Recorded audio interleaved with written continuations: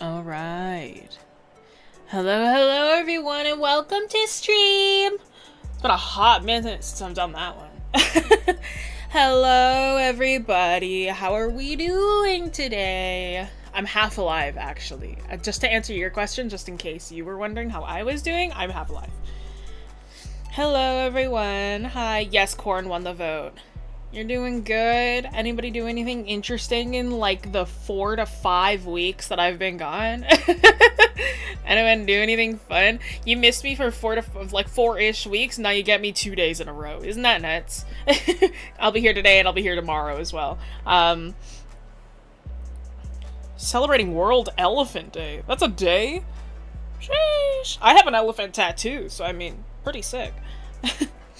Hello. Hello everybody, I hope you're all doing well. It says the stream title. How am I doing? I'm half alive, Troll Fox, but I hope you're doing pretty good. You know what? I would be more tired if I had 2 classes before this, but I didn't because it's summer, so all I had was camps. But I hope you're all doing well.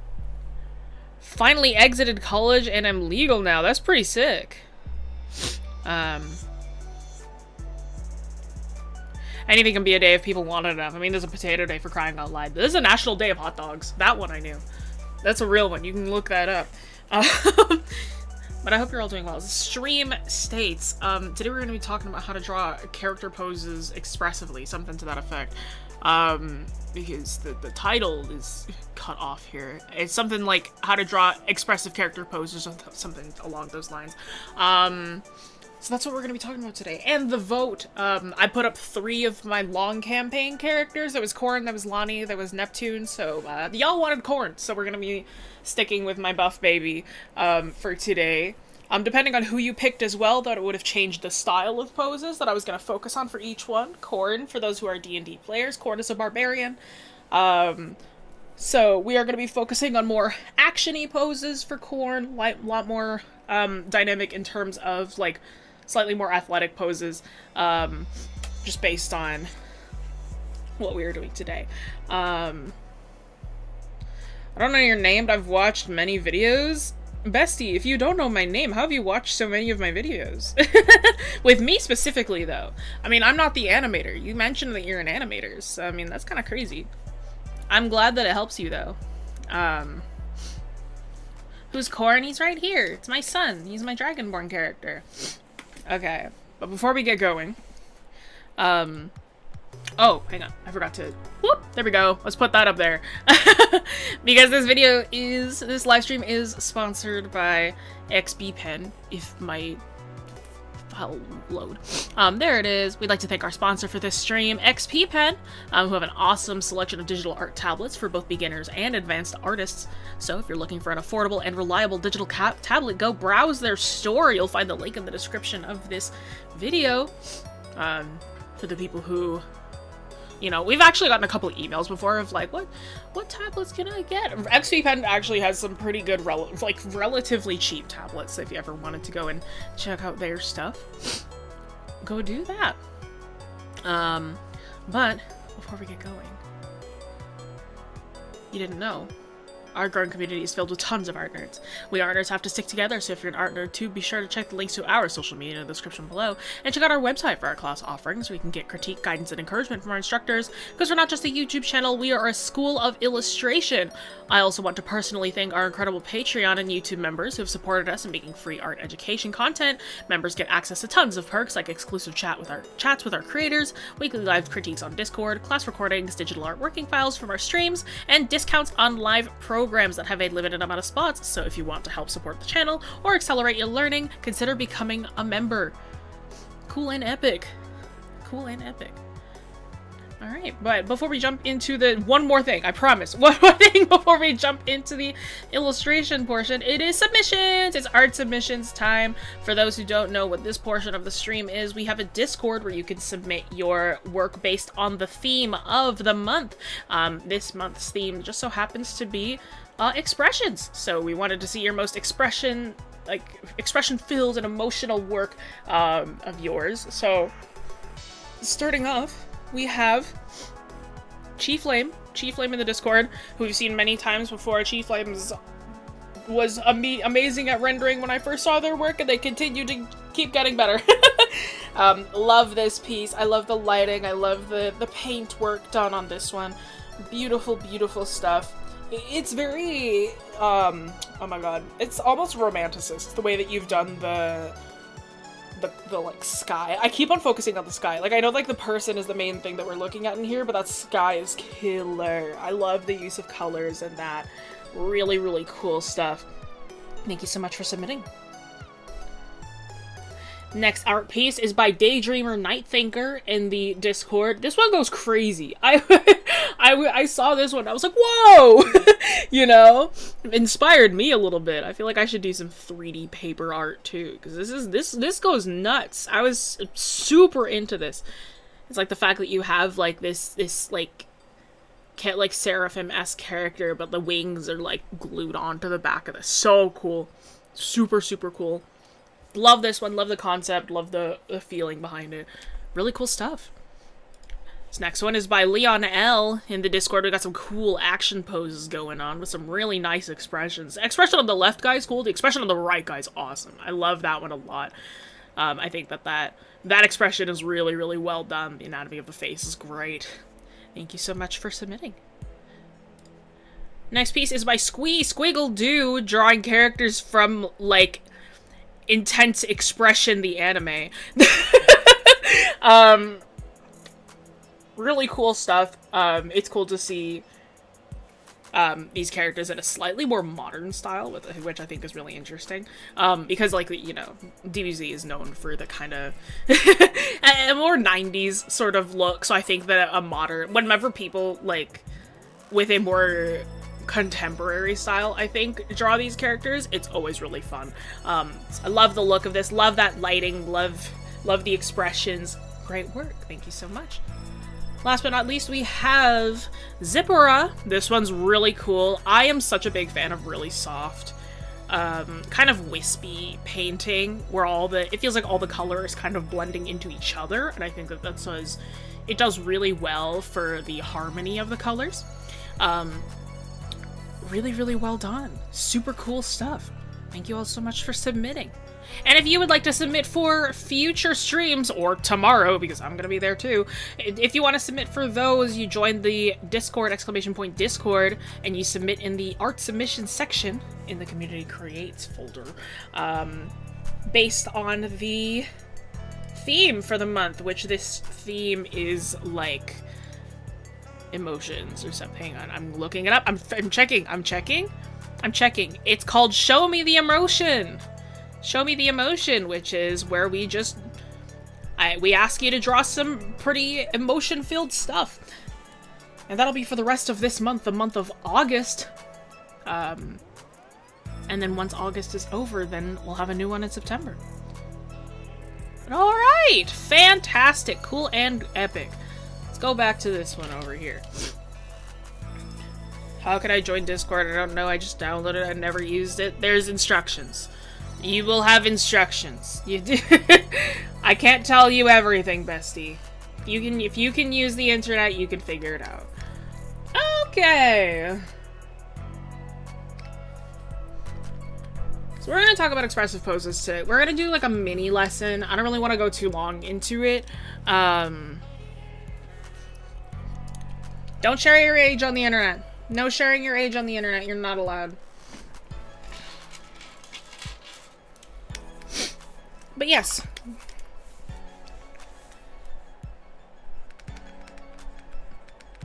Expressive poses. Oh, Lord. Sorry.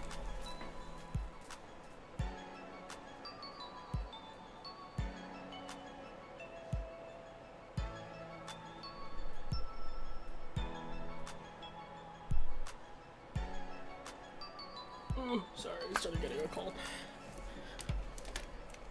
August 12th. Less than 2 days, then. Expressive poses.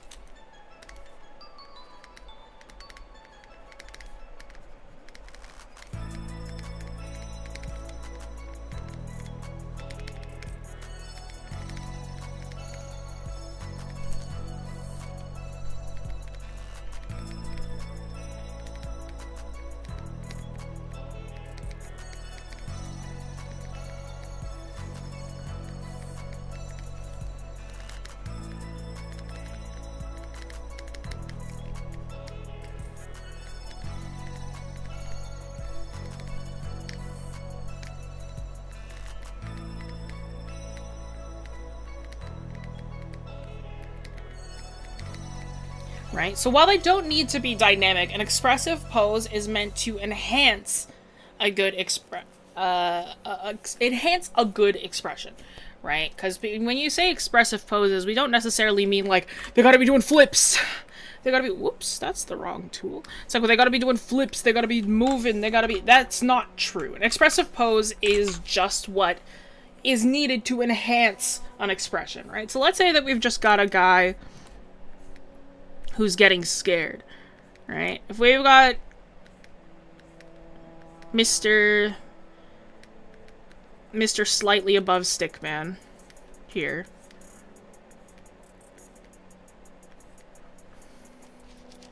If we've got him kind of sitting here and he's like surprised, right? But you just have like arms down at the side, nothing really happening, and bro's just like, oh my god, right? Whoa!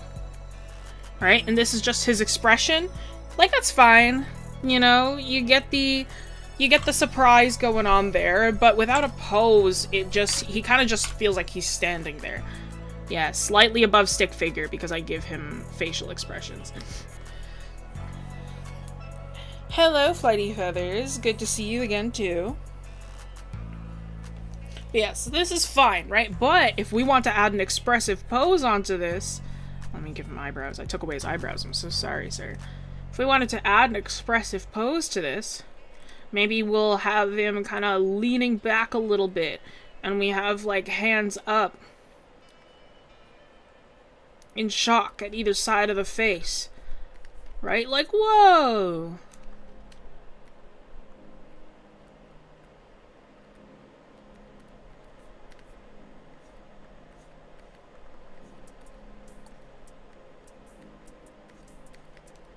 Shoulders up. Arms out.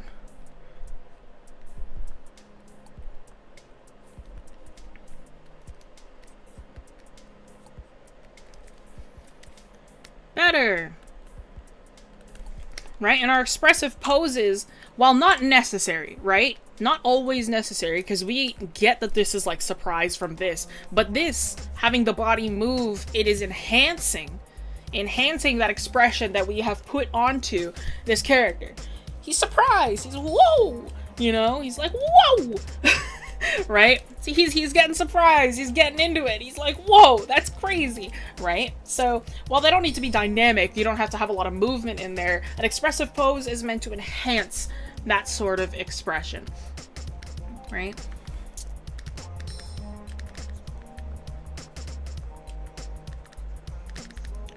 Think of the emotion.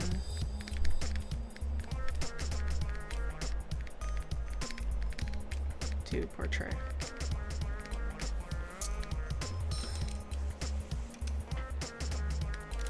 Funny you mentioned expressive poses, as I'm working on that with a character of mine. Well, you've come to the correct stream. Because I'm pretty sure that is the title of today's stream. It's like, funny you're talking about this. Really coincidence that we're talking about expressive poses on a stream that's called How to Draw Character Poses with Expressions. I hope you've been doing well, Bread Panda.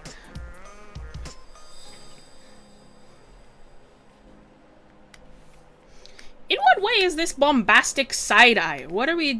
This is bombastic side-eye. We've got, like...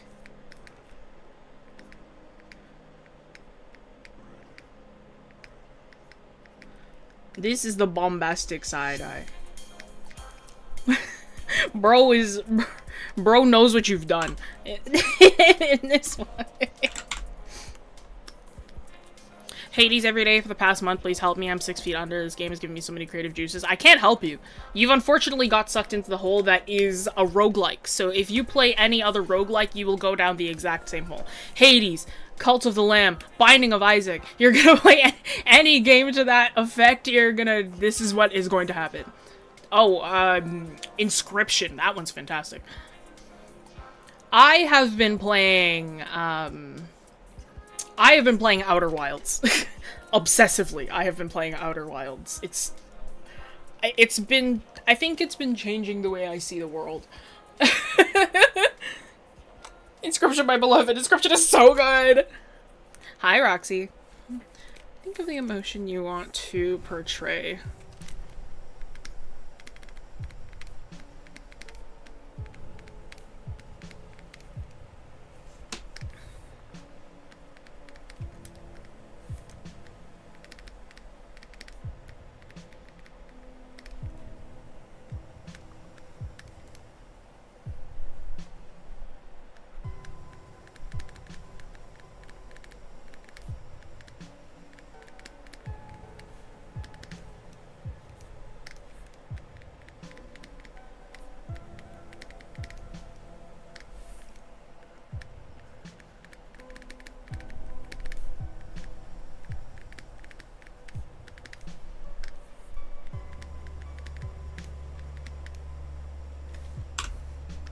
That's not correct. I had that in my old notes and I wrote it down and I'm like, that's not quite true.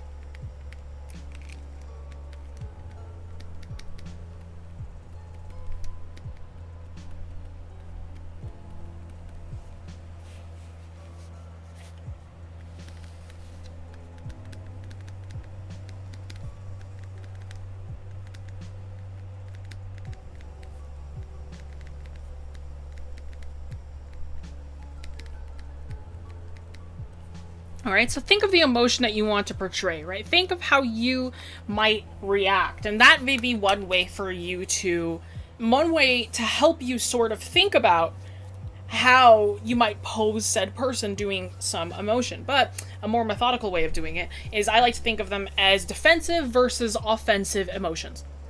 Defensive versus offensive emotions. While a defensive emotion may be more closed off, an offensive emotion will be more open.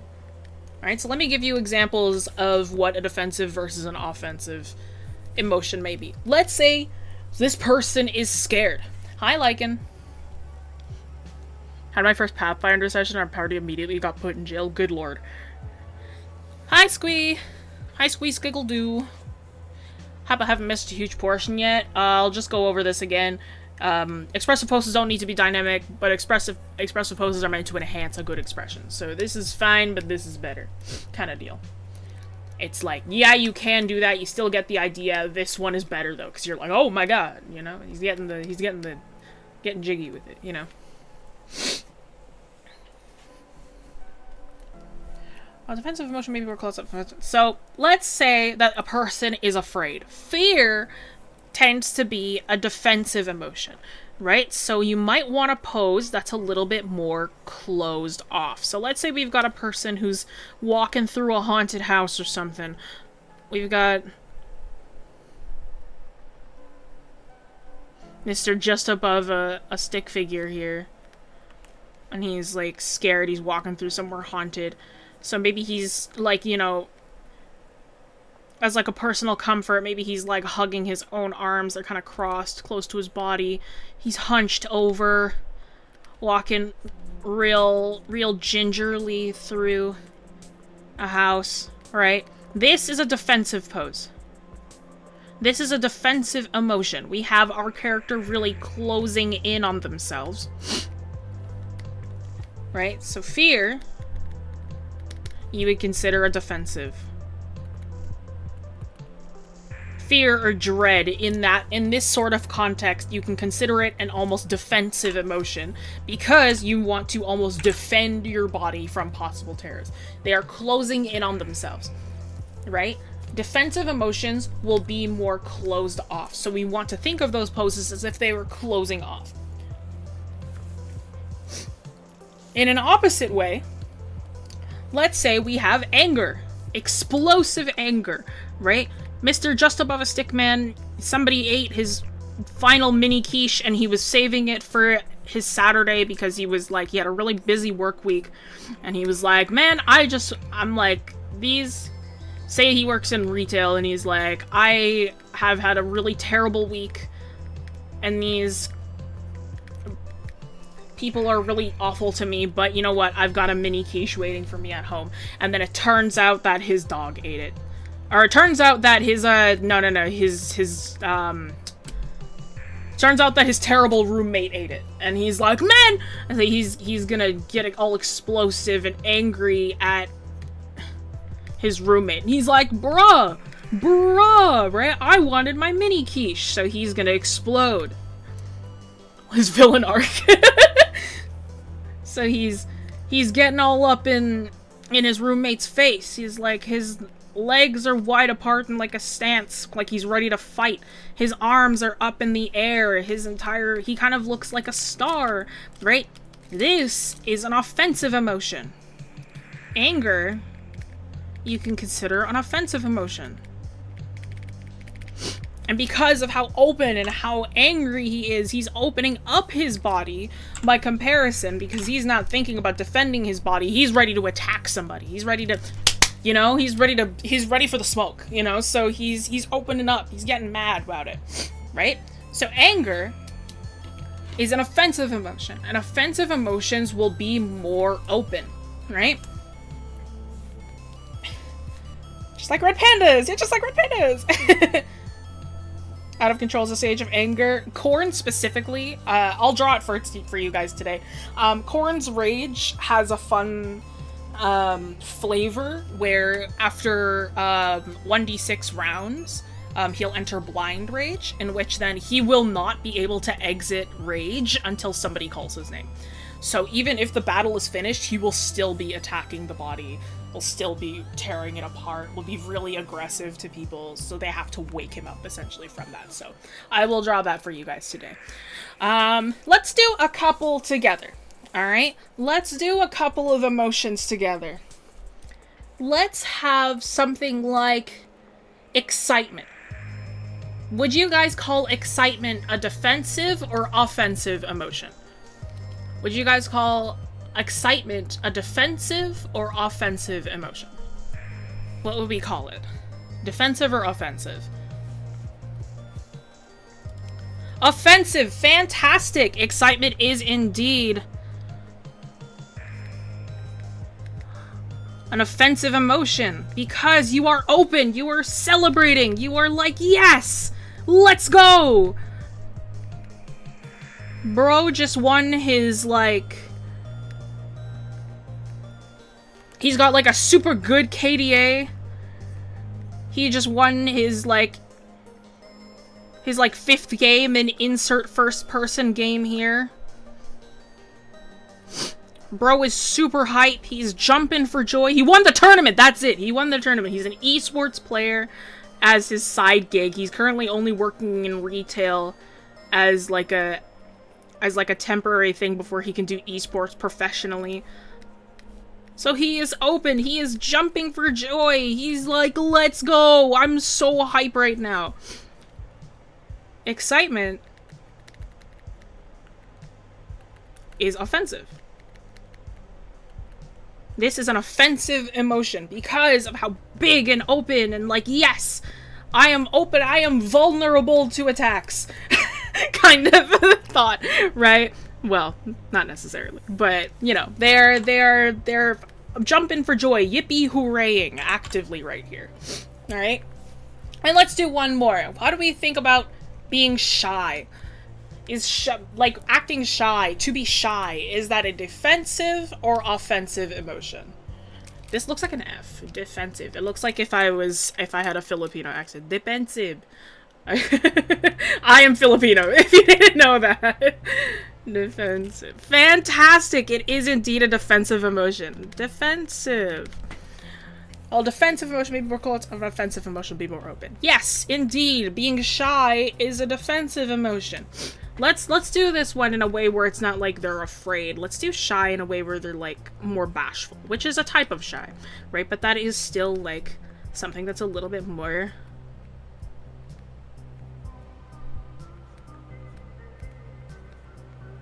Mr. Just Above a Stick Man was just complimented on his esports ability by the very attractive commentator, and they were like, hey man, your stuff is pretty good, you're a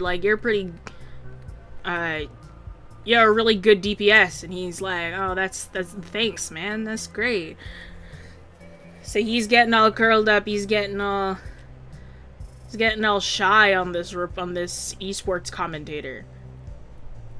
And this isn't necessarily a negative emotion, right? This is just an emotion where the person might be more closed off. This esports commentator has rizzed him up. We don't know who they are, but there's some off-screen esports commentator. To be shy is defensive. Butterflies in the stomach. And these are, you know, defensive versus offensive emotions. And this way of thinking kind of allows you to go, okay, so if I want to draw this person, we could even do the most hyper-specific, like, feeling where it doesn't have a name, like fear, anger, excitement, shy, right? It doesn't have a name like that. Maybe it's the feeling of you went to a restaurant and you went to a restaurant and you're like, okay, I'm gonna sit down, I'm gonna eat this food, it's gonna be awesome, right? And you're like, and then you eat the food and you're like, it's kind of mid, and then you get that bill back and you're like, why is it $60, you know? That sense, that emotion, you immediately like, okay, the person is kind of like, that person seems a little defeated, they're a little bit upset about it. They're not super angry, but they're kind of just like, man, right? That is a more defensive emotion. That is when you're probably going to close off because you're like, ugh, I mean, I guess, right? So that is this kind of deducive way of thinking of how you might react in that situation will also allow you to draw the pose for said emotion, right? An exercise that I used to give my students was I would tell them, okay, you're going to pick an emotion, all right?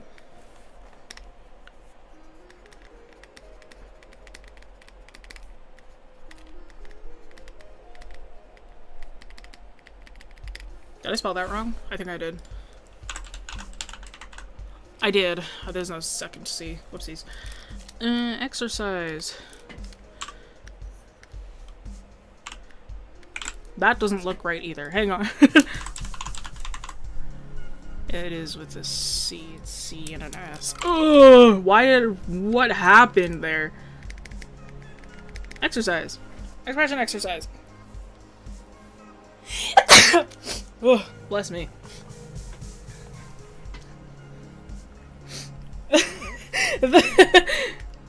the emotion. That's it. That's correct. Thank you. What would neutral look like? Just standing normally? You could do that. If you're feeling neutral, a neutral pose, what I usually do, I really hate drawing people just standing like this. Like, I don't like drawing a person just standing like this. So even if the person is kind of standing neutrally, right? Bro's legs are short. It would be like here. If somebody is standing neutrally, I hate drawing people like this because nobody really stands like that, right? You could always add some contrapposto. Or like maybe you've got like one hand on the hip. Shoulders are to the side and the hips are in the other way like that. Kind of like this, you have like the that. This pose sucks, but like, you know, that sort of thing. You could also like having a bunch of people standing neutrally, I also like, it's a really good way of like being able to show off like their personality, I think. Like how their neutral stance is.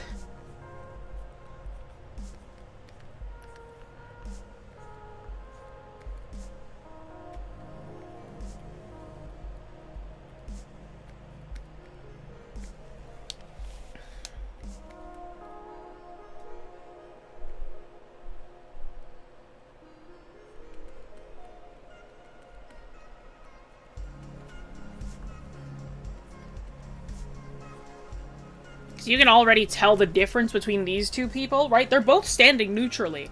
However, the poses make them feel a little bit different, right? That slightly different emotion that, like, you can show off in a pose.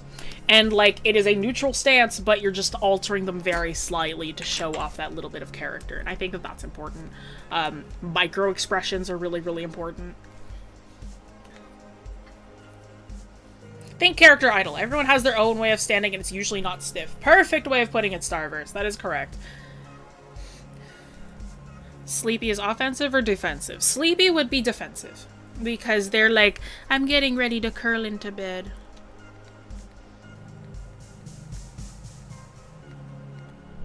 And they're kind of like hunching over. Maybe they've got one eye and they're rubbing.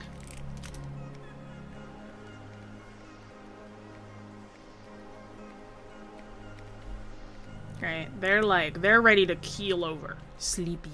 So they're kind of hunching over because they're getting ready to get into the fetal expression and wrap themselves up in the best blanket that they own.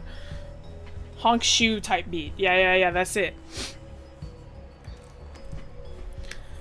Disgusted offensive or defensive? I suppose it depends on what kind of disgusted you're trying to portray. I think my immediate thought would be defensive because you're trying to keel away from whatever that is. You're like, oh gosh, ugh, you know. Think of how you're posing when you're like,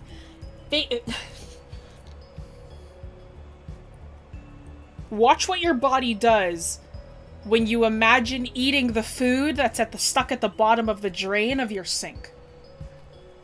Think about that. And then feel your body curl in on itself. Feel your toes curl in on themselves because that is the nastiest feeling known to man. It's a defensive emotion. There you go. Think of yourself. Think of gagging again. You're keeling over a little bit. You're curling into yourself. Yeah. Curling in. Pure sad is probably defensive, 100%. What have I walked in on? We're talking about expressions! But yes. Gosh, I got so distracted. The expression exercise. This also works for just faces. But what I would do is I would tell my students, okay, you're gonna have a 1x4 sort of row. Right. Let's say we got like 4 boxes here. Sure. That's about as equal as I can do it with the naked eye. Right? Let's say that we're doing anger. Let's say that this one is like level 1. This is level 2. Level 3. And level 4. So we have anger at level 1, right? Maybe we've got bro just kind of seething over here. He's kind of molding a little bit, but he's not doing anything about it. Depending on the type of emotion and how intense it is, the emotion could change from offensive to defensive. Anger that is, like, in the stages of anger where you're trying to hold back, it could still be a defensive emotion, right? This guy who's, like, he's Mr. Just Above a Stickman is he's kind of getting angry here. You know, he's getting a little pissy, but you know what? He's not really exploding yet, so he's sort of curling himself in like this. Alright? Level 2, maybe he's starting to grit his teeth a little bit more. Bro is starting to not be able to hide it that well.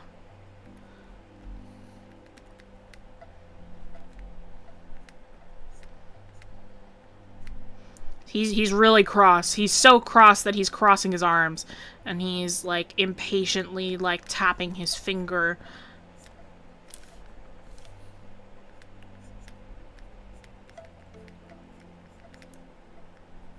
Maybe he's impatiently tapping his foot. Right? He's starting to get really, really angry.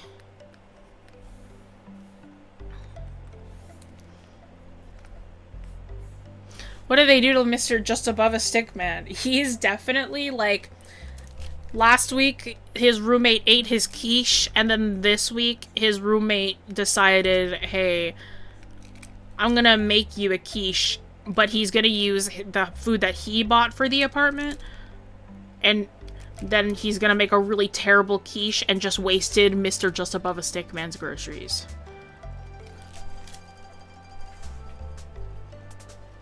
Go to sleep! You need sleep!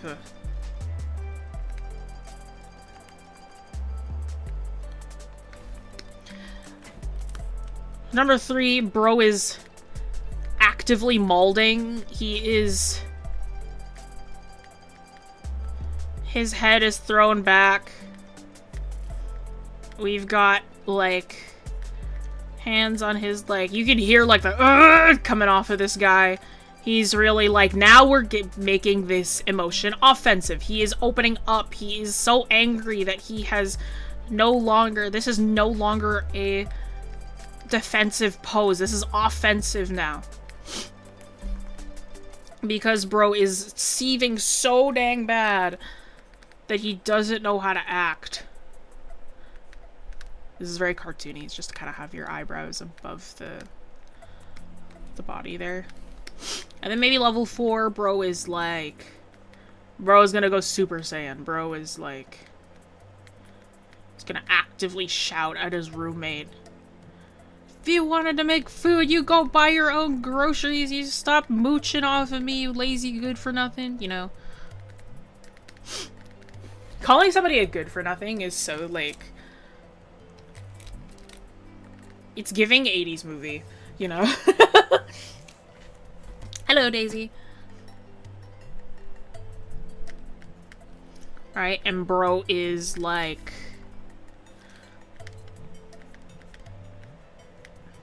Bro's doing that cartoon yoinky sploinky anger. That's how angry he is, bro.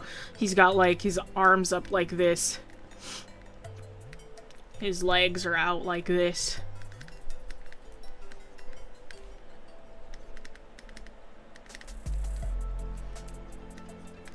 Bro is so angry, right? So this is an expression sort of exercise that I give to my students sometimes, where I tell them, like, okay, you're gonna pick 1 or 2 or 3 emotions, and you're gonna do this. You're gonna draw it at level 1, level 2, level 3, and level 4, slowly getting more and more intense, starting from the first one, right? And this is a pretty good expression exercise, I think, because you're learning to draw more. You can learn to draw micro emotions this way. You can learn to draw really explosive emotions this way, because a lot of the times when you're taught how to draw emotions, most people tend to teach you like level 3 and level 4. They don't really focus on level 1 or level 2. But this way you can sort of practice the full range of emotion, and that includes the body, right? Because your body is going to, again, complement the facial expression that you are hoping to achieve, right? So that's a pretty good expression exercise, methinks, for you guys to do, right? But that's all I gotta say about expressive emotions, expressive poses in terms of like this lesson-y portion, right? So while they don't need to be dynamic, an expressive pose is meant to enhance a good expression. You can think of the emotion you want to portray, think of how you might react, and then you can determine whether it is a defensive or offensive emotion, right? And while a defensive emotion may be closed off, maybe more closed off, an offensive emotion will be more open, right? So think about how you would react again, disgust. Think of that terrible food at the bottom of the drain and how you react to that, how your visceral reaction is to that. And that will tell you the answer of whether it is defensive versus offensive. Alright. Hello. Man's fuming. Bro is fuming. Bro's tweaking a little bit with how angry he got. Poor Mr. Just Above a Stick, man. He just wanted his quiche at a Saturday afternoon. Alright, friends. Let's begin our demos. We're gonna draw some expressions. Just for fun. You know what? Also for fun, I'll take some chat suggestions. We're gonna be drawing Corn. I'll do a neutral sort of pose for Corn first, and then we'll draw him in a bunch of different poses. Can't bro go and buy more quiche? He worked a retail job. He's paycheck to paycheck. Bro does not have the cash to buy another quiche. That was his splurge money, bruh. And then his roommate ate it without a second thought. Do the 1 layer challenge? You want to see my 1 layer challenge? I only paint on 1 layer. Iggy and I are very similar. Oh, actually, here, let me show you. This past stream, 110. 110 is, like, minus my, like, lines. All my color is done on 1 layer. I color picked all of this just off the top of my noggin. Because we talked about color theory, and that was just off the top of my brain. But I also like to paint all on 1 layer. Let me show you a commission I just finished.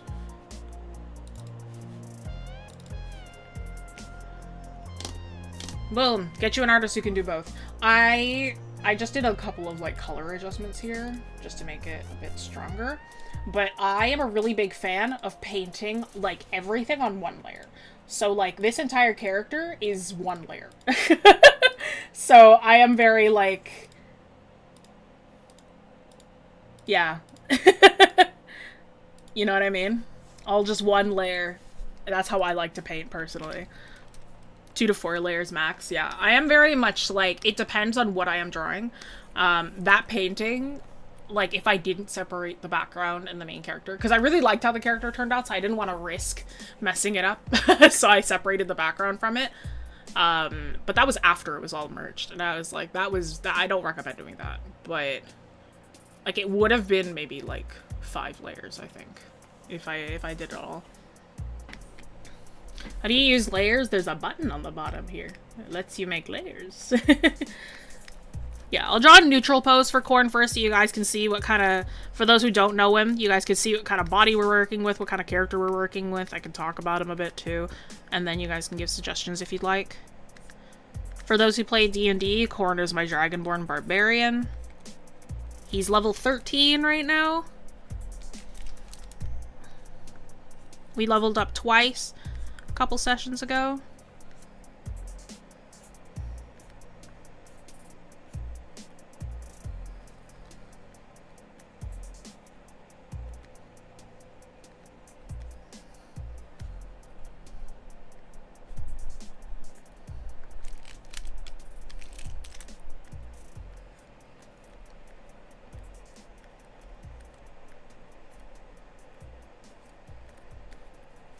He's just a little guy. Did the stream just start and miss the whole lesson portion? You unfortunately missed the whole lesson portion. I just got to the drawing portion.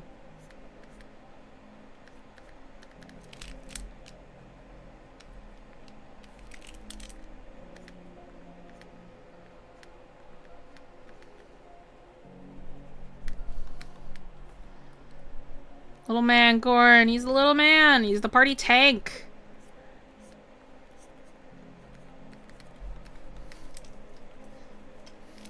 Draw him grumpy? That's funny.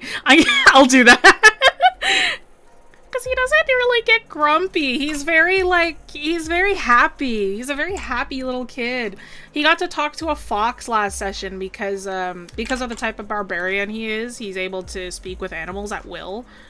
So he got to talk to a fox, and I taught the fox what names were.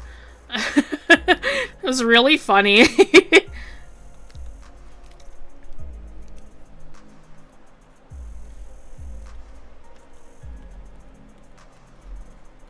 Afterwards, the player for Pierce, Corn's dad, it was like Corn was in the middle of explaining like what names are, and Pierce was like, Corn, and he's like, yeah, and Pierce is like, you're so cute. And he's like, well, I'm just talking to foxes, and he's like, you're so cute. He's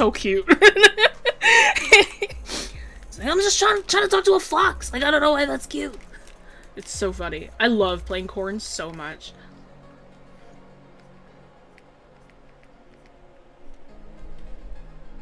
Corn is jacked. He is. He's gotta be. He's got a 22 strength.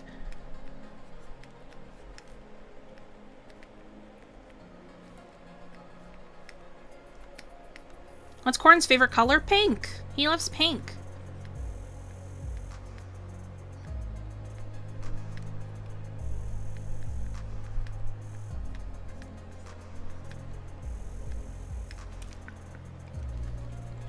So usually when I draw him for, like, in, like, a modern setting, I just drew him and Pierce for a whole, like, comic, for one of my camps. And, like, usually when I put him in a modern setting, Corn is usually in some kind of, like, basketball shorts and, like, a pink tank top. Like, that is always how I draw him. Something like that, or some kind of, like, sweatpants. Something to that effect.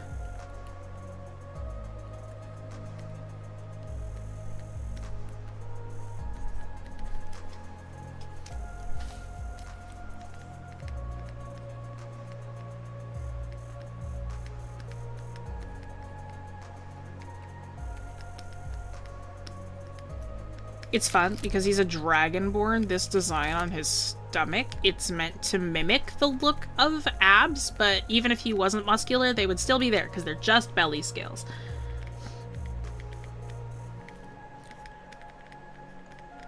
If anyone ever wants a guide on how to draw robots or how to do scales, scale patterns, stuff like that, the best thing you can do is actually just follow musculature to the best of your ability, and that will make your, like, robotic parts and your scales look 20 times better, I promise.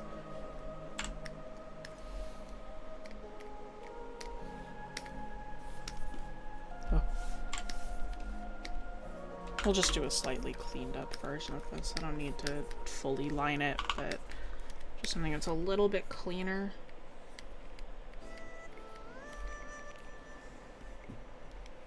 In that case, should I study anatomy? Of course. You should always study anatomy. If you want to do art seriously, studying anatomy is, like, super good for you. Even if you're not going to do it seriously, you should still do it. It really, really helps with your work once you're able to, like, not even name a bunch of stuff, but be able to place it. But, like, I will say, once I was actually able to name my muscles and bones and, like, put them at parts of the body, I was like... My anatomy went, like, so much better. Like, I look at my work before I took that anatomy class in, like, university, and I'm like, shoot. I had no clue what I was doing, bruh.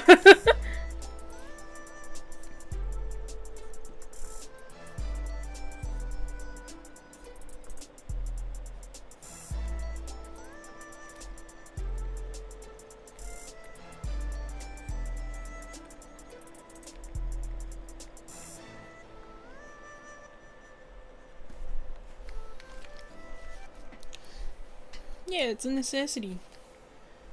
Yeah, if you do art, study anatomy, it'll make your life easier. Super true.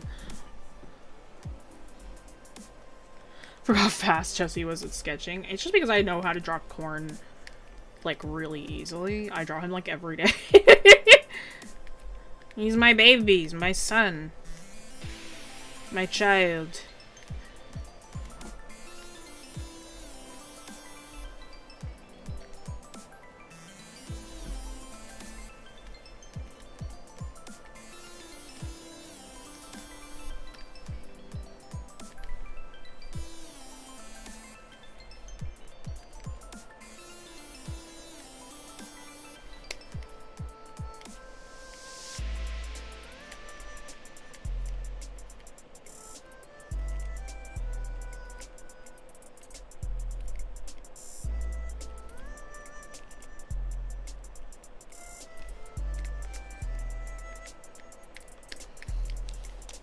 He's so silly. I love Corn. I love Corn. I love this child. Surprisingly encouraging to watch someone draw with few guidelines. The flow puts my mind at rest. Yeah, no, I'm like, my workflow has gotten to the point where I have memorized a lot of where things are supposed to go. And like, if I need to fix something, I can do it immediately. It's not like I need to have like a lot of crosshairs or anything to that effect. Like, even if I drew Lonnie, like, she's my Warforged, her anatomy is a bit strange. So if we were talking with, if Lonnie ended up winning, a minor, so with Corn, your minor extra lesson is going to be musculature. If Lonnie won, your minor extra lesson was going to be how to exaggerate anatomy, without it being pushed too far, because Etalon's anatomy specifically, she's meant to look like a doll, so her proportions are kind of crazy. She's very fun to draw, but she is not realistic at all. What are the elements of inspiration that made your character Corn? Fantastic question. I was asked one day, hey Jess, you want to play in a D&D campaign? And I was like, sure. So I sat there and I'm like, well, this is my first ever D&D campaign. What should I bring? And I'm sitting there and I'm like, I'm making like Alfredo pasta or something. And my initial thought was I was going to have Corn be based off of a thorny toad. Like, that was my initial thought. If you don't know what that is, you can Google it. Like, that was what he was originally going to be based on. But there's no such thing as a yellow dragon in D&D, so I'm like, dang. And I don't want to make him brass, because, like, I don't want to make him metallic. So I'm like, okay, well, what am I going to do now? So I thought about it more, again, making Alfredo pasta. And my brain's like, you're going to name this character Corn. And I was like, why? And they're like, you just are. The voice is in my head. Like, you're just gonna name him Corn. And I'm like, okay. And they're like, and his last name's gonna be Chip. I'm like, Corn Chippe? My brain's like, yeah, his name's gonna be Corn Chippe. And I sat there and I thought about it for half a second. And I was like, I would sell your soul for one Corn Chippe. Corn's whole design is based off of the meme that has a magpie. His design is based off of a bird. So Corn is a black dragonborn, and his design is based off of the magpie from the meme, I would sell your soul for one Corn Chippe. So there you go. That's his thing. There you go. That's the Corn lore, how he came to be. 111-1. Fantastic! How's your day been? Been pretty good! Corn Chippe, yeah. His name is Corn Chippe. But if you want his full name, because Corn is a nickname based on his middle name, it's Monacopsy Corn. Corn Attack. Chippe. Like that. So the two names that Corn is always called by is Corn or Mona. Are his two names. Monocopsy is based off of the word monocopsis, which is the feeling of not belonging. So that gives you an idea of what his backstory is. Okay, what are some emotions? People give me expressions. I don't feel like coming up with them off the top of my head. What are we feeling today? How's the energy? Somebody said one that I thought was funny, and I don't remember what it is. Grumpy, that was the one. I was like, there's something in there that was funny, and I don't remember what that was. A smile hiding anger is also really funny. A kind of, like, annoyed smile. Let's do Grumpy first. I'll do Grumpy first, and then I kind of like that smile hiding anger one. And remember, these are, like, full poses, so every single one of these is going to be full body.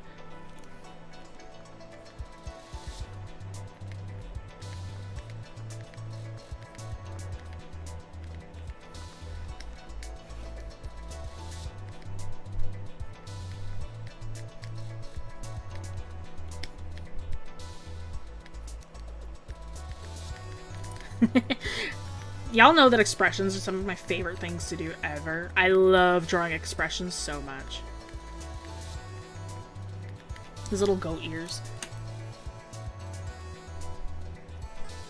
Working on a comic at the moment, because I saw you're teaching us saying the important things of comics. You're working on something, a comic with Corn in it. Yes, I am. I'm working on a post-campaign comic with Corn. It's like on pause right now. I'm working on it behind the scenes, so nothing has been posted yet. But I'm working on it behind the scenes right now. So Corn just looks a smidge older in those. I can show you some of the unfinished pages.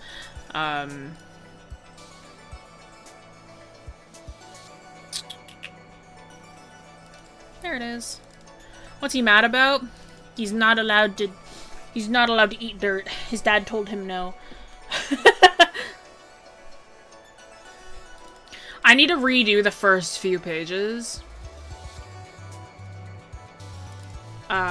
Just because, like, a couple of them don't look great. Here's one of the actually finished pages. I want to redo the style as well, so I'm like, part of me is like, I kind of want to fix it up a little bit. Do you have a backstory for why Corn doesn't get upset? No, his personality is just very happy. He's just a very happy kid. But there's a really cool panel later down the line. What page is it? It's this one, page 5.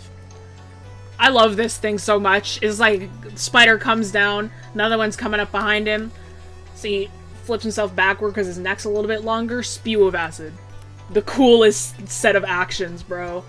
And I was like, I came up with that. I was like, bro, this is heat! Bro, this is heat! Anyway.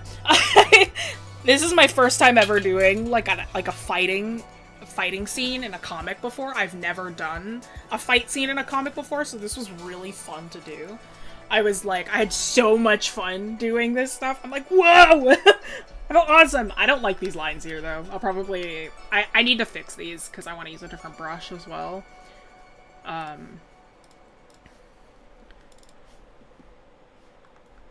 Yeah. I love these, though. These lines go hard. They just look awesome. It's like the thin in between, and then like the thicker and more lines with movement over here. Yeah, Corn's just very silly. He's just a kind of a silly character, with a very sad backstory. But no, yeah, I am working on a comic with Corn right now. I feel like I might be obsessed with the comic whenever it might release. It's gonna be a while. It's gonna be a very long time. My idea for it was essentially that, the narrative is backwards. So you start out not knowing anything. You start out, and Corn is introduced, you don't even know his name until the end of the prologue.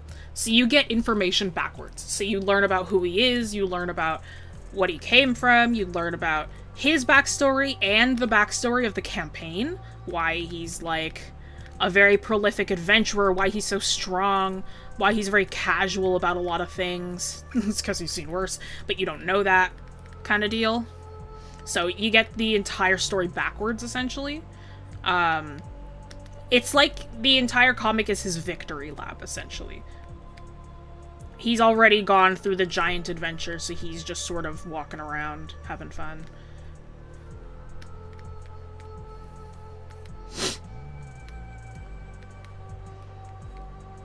Yeah, Pierce said he can't eat dirt, and Corn is angry about it, because he wants to eat dirt. Corn can eat a lot. He's the kind of character as well. He's like the very athletic character who constantly needs to eat. he's that trope. He's upset. His tail is flicking like a cat. You ever seen like the angry cat tail flicks? Like that. That's what's going on. How tall is he? He's 4'2" in campaign. In the comic, he'll be 4'11". So at current, he's 4'2". He's very little. Have you ever tried animation? Not willingly. Yes, I have. I am not an animator, bruh. I can't animate to save my life. I'm not patient enough for animation. I appreciate animators a lot. I could never be an animator.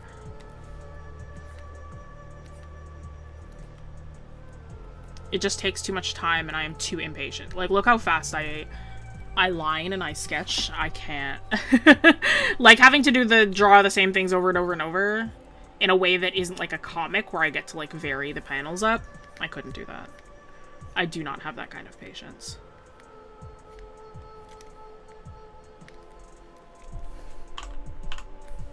Oh, excuse you.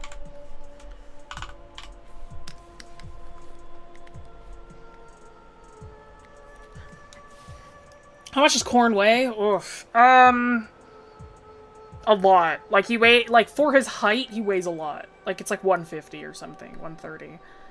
Like, he weighs a good, because he's like all muscles. He's very heavy. He's like a bowling ball. Where are Corn's parents? Excellent question. Corn is, his current dad, Pierce, is in the campaign. I'll show you Pierce. His current father, Pierce, adopted him mid-campaign. His original parents are dead, and then his second set of adopted parents are also dead. So, Pierce is parent number 3. That's a long story. Let's see. Complete. Crow. There we go. Where's Pierce? There's Pierce! This is Pierce. Pierce is an Eldritch Elf Ranger, Drake Warden Ranger. Pierce's whole thing is that he's very dragon-based. I designed him for my partner, who plays Pierce. Pierce didn't originally have a tail, but he slowly got one. Same with the scales. The only thing that my partner said to me while we were designing the redesign, he's like, can he just have, like, his midriff showing? And I was like, you got it. We're gonna make him serving. He's gonna serve. That's it. That's all we got. For those who don't know, Eldritch Elves have transformations based on seasons. This is the 5th season that we don't talk about much, but this one is spring, there's winter, there's autumn, and there's summer. And Pierce is homebrewed to where he changes seasons based on how he's feeling. So he's a very expressive, very, like, emotional character. But no, I love Pierce. Pierce is super fun to draw. Love this guy. So yeah, Pierce adopted Corn midway through the campaign. That was always my ulterior motive. I was like, nobody else knew that Corn's parents were not in the picture anymore except for me, because, like, you know, like, D&D, you want to keep secrets from the other players. And I designed Corn's parents physically, his second set of parents, not the first ones, because I didn't realize he had, or I didn't know who his first set of parents were until DM revealed to me. But yeah, so Corn's second set of parents, I designed them, and I remember, like, I'm like, oh, I just finished designing Corn's parents, and my best friend was like, Corn's parents are alive? And I'm like, yeah, man, why else would I draw them? No, I just wanted to draw them because I wanted to draw them. Play D&D. D&D is fun. Do I have any winged characters? And if so, do you use wings when showing expressions and emotions? I do. I haven't drawn them in a very long time, and sometimes. It depends on the character. Yes and no. There are other D&D characters of my friends. My best friend, they play as an Aarakocra, or they played as an Aarakocra, a homebrewed Aarakocra, and they had, like, winged ears. So I used those for expression all the time. Ears, like, these big animalistic ears, elven ears, if you're not using those as part of your expression, what's wrong with you? Full stop. If you are not using those to your advantage, what are you doing? I think that ears are up there with eyebrows for being very, very important parts of an expression. Like, especially with those, like, very animal-esque ears, because animals, like dogs, cats, their ears are a really big indicator of how they're feeling. So, like, if you have a character with really big ears, why wouldn't you use that to your advantage? Right? So that's why it's like, Pierce, again, really big elf. I'm like, I love drawing elves with really big ears, because what's the point otherwise? I'm sorry. I'm like, what is the point of drawing... if you're gonna have a character, right? Let's draw Mr. just above a stick man again. Alright, and you're like, oh yeah, they've got pointy ears. And you do that. Okay. I'm gonna get mad at you.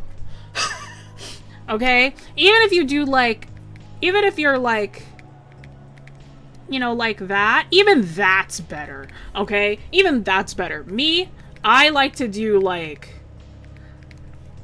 I am very like that, you know, like I am like big ears. What is the point of elves if you don't have really big ears, you know? But I also like to change the shape depending on the type of elf.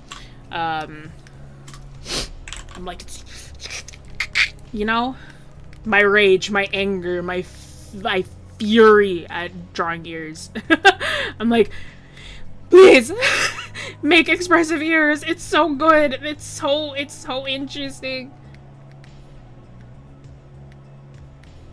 Like, minimum size for elf ears, no joke, that where I'm like, satisfying elf ear, is like the dungeon meshy ears and bigger. Okay? The elven ears and dungeon meshy and bigger is what I expect. I'm like, bigger than that? Perfect. I think that is like the minimum size that I will allow in my own artwork. For elves, anyway. It's like the ear size changes depending on the like, species, the race. Hi, Quinn. How are you doing? There are different types of elves in D&D, yes. There's Eladrin, which are like the seasonal elves. There are high elves, there are wood elves, there are drow, there are star elves.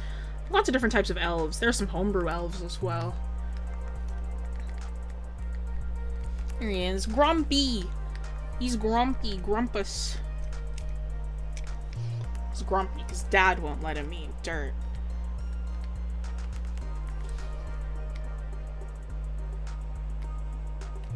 Alright, give me another one.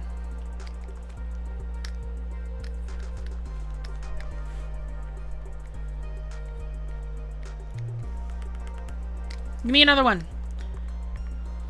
Something angry, Quinn? Alright, Quinn. Then I'm gonna... Quinn, if you want something angry, pick a number between 1 and 4.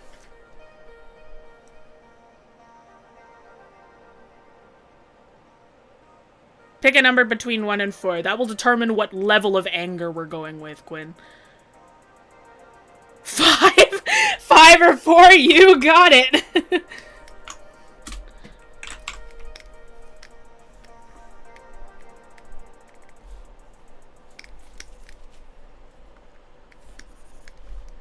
Let's turn this up a little bit more so I can see that better. 99.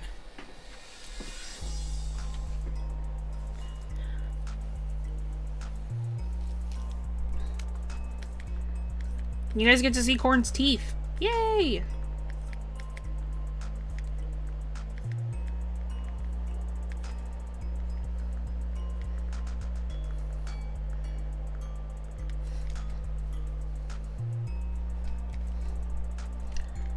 Alright, have a good one, Quinn.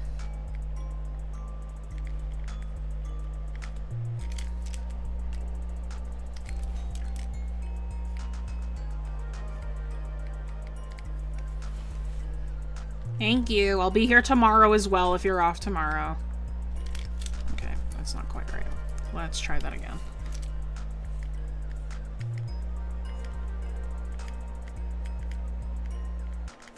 I'm not pain.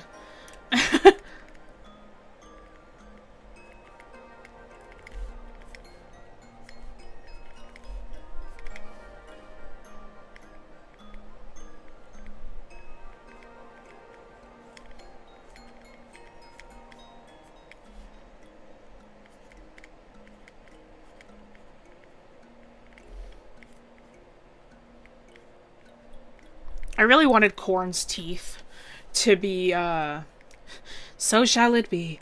I really wanted Corn's teeth to be serrated, like an ancient shark. And to be fair, over time, Corn's head shape also did become more shark-like as well. Like, the older he gets, the more shark-like he'll be.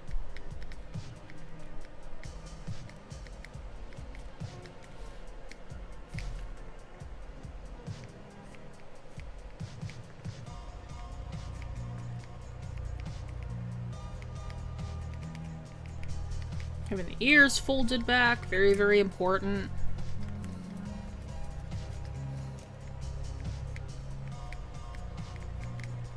Characters with longer necks, a really fun thing you can do is bend them in funny ways, especially if they're meant to be more...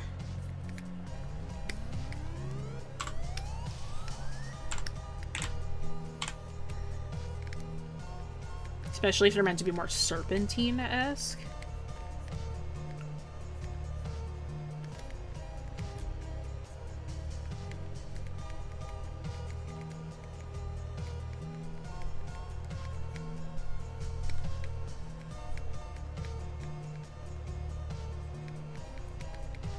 Yeah, that's cool. I like doing expressions a lot.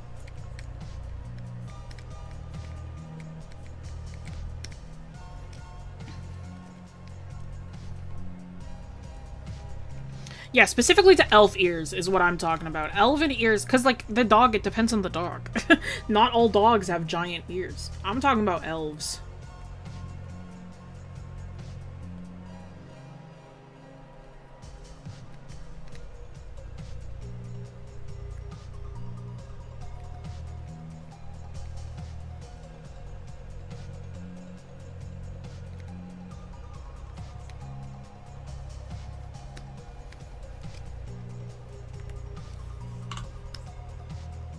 You know what? Let's change this hand. Let's go.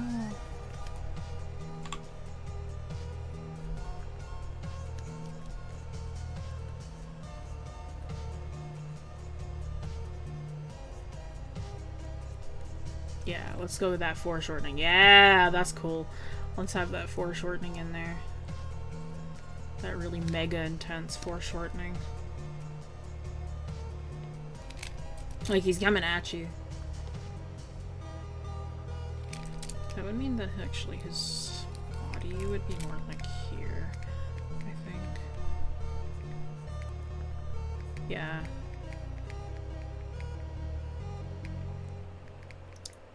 So we've got like this. I'm loving that you said Inuyasha as if I don't know what Inuyasha is.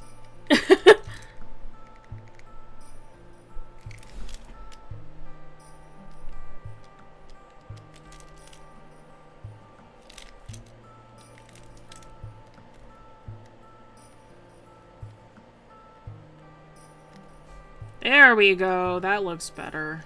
Let me just scrunk up the nose a little bit. Cool. That's cool stuff.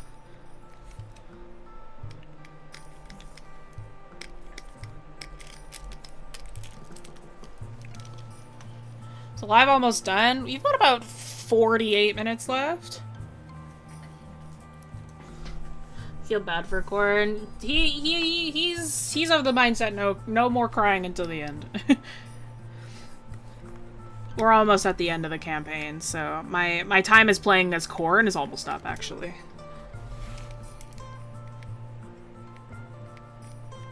It's been a good like 2 to 3 years.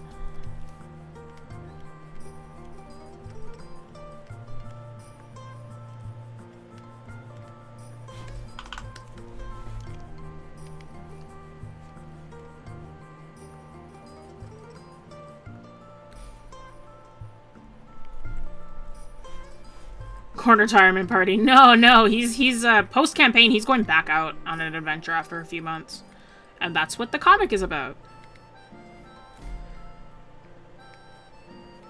There we go. There's the super thin line I wanted.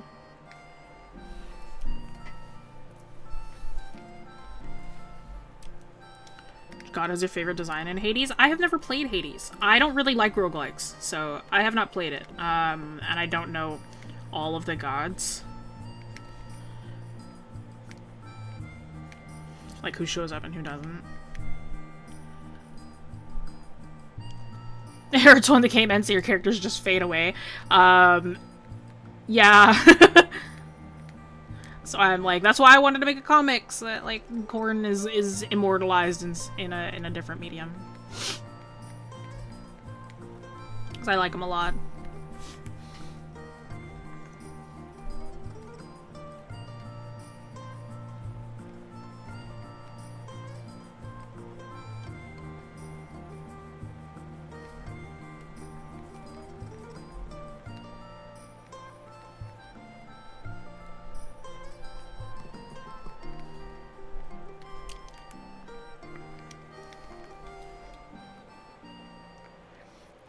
You have any tips on getting faster at drawing? I picked up speed in high school because that was a big thing that I focused on.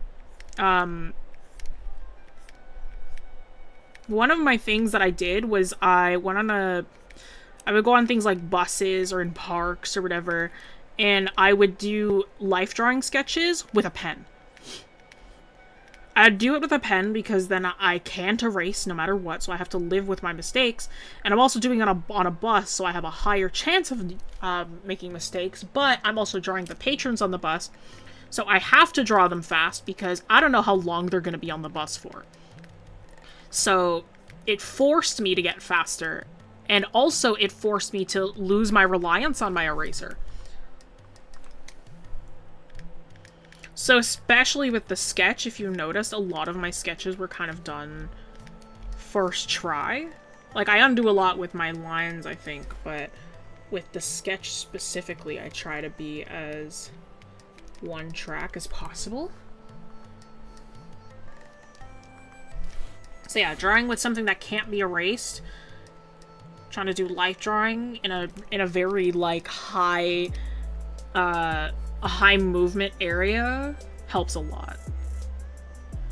That was how I got faster.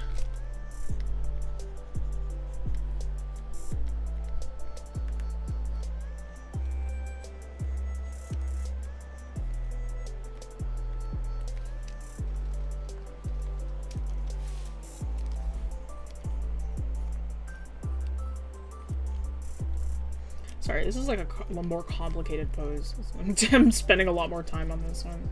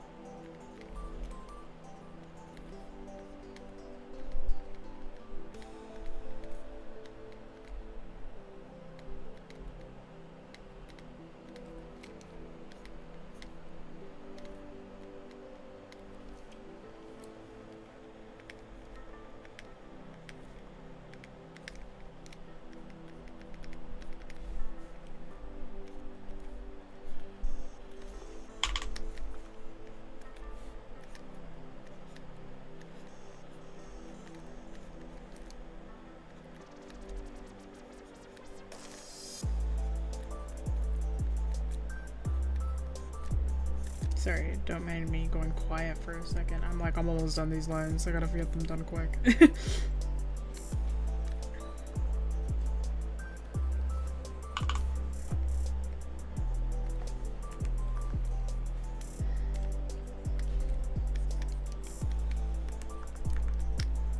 Cool.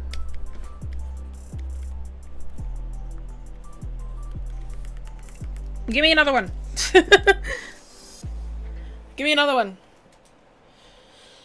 Forget to use the eraser because my brain isn't used to having to switch tools to erase. Hi, Oz. This is so football team mascot image. You know what? He would be a football team mascot, Oz.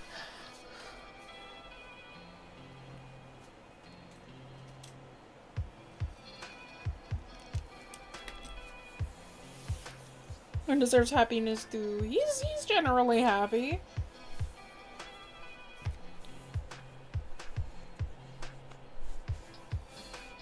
Scared? I'm getting a lot of scared. I'll do scared, sure. I ran corn scared a couple of times. Some people are asking for the baby to be spooked. Tortured the baby enough. The campaign's not over yet.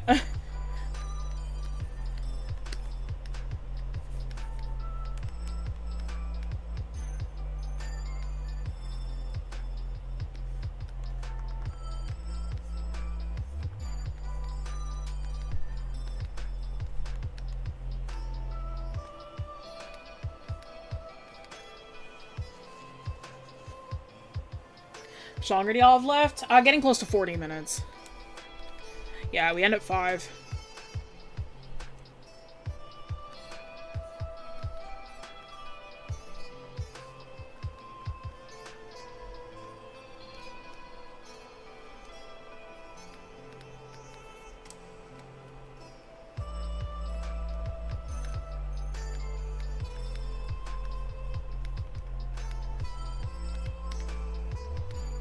Let's do fear. Fear is one of our defensive emotions. Oh, an ion!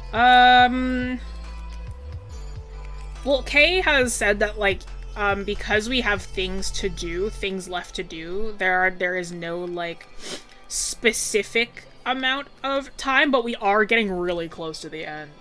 Like, if I had to guess, we have, like, no more than, like, 10 sessions left. Gonna have free hand and arm. Wish me luck, I may die. It's not that bad. Start with a circle. Straight. Curve. Curve. And then baseball bat.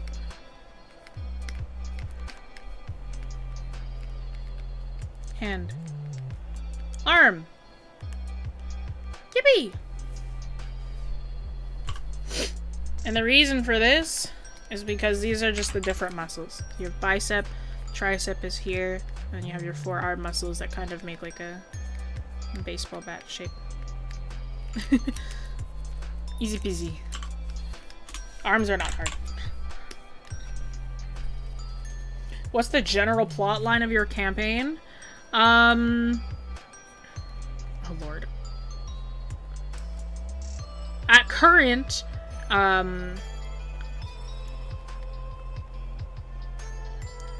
one of our party members was essentially, he's been possessed by an ancient evil god,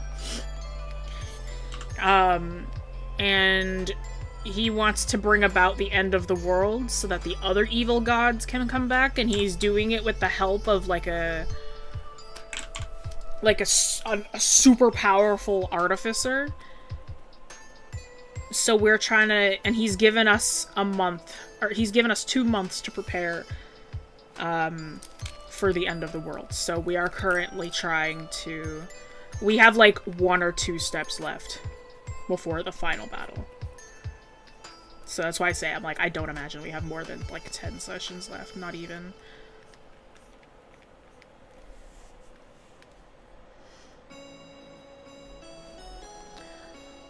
Jessie, I'm doing perspective though, so it's posed weird. Stacked shapes. Circle.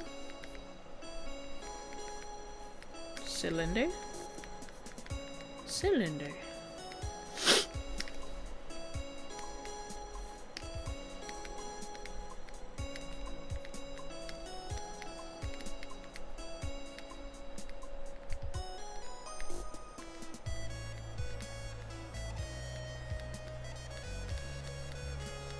Pretend that hand looks good. Wait. Arm. Yippee! Keep your curves.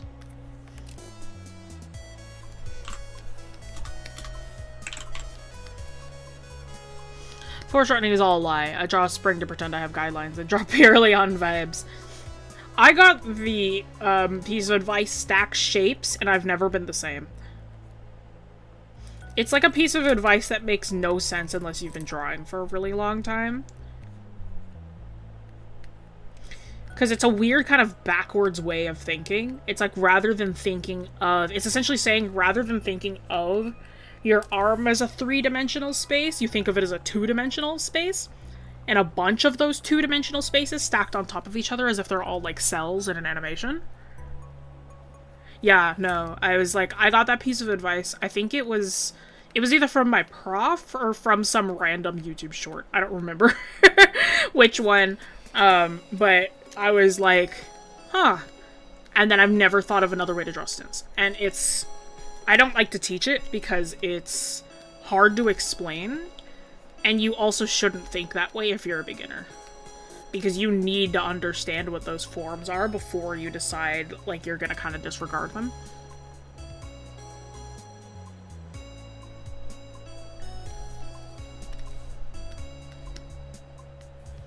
He's a little spooked.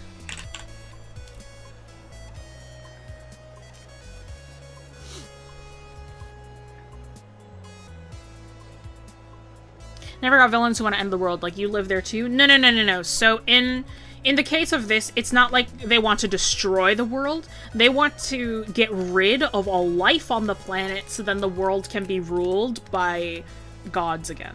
Because it used to be.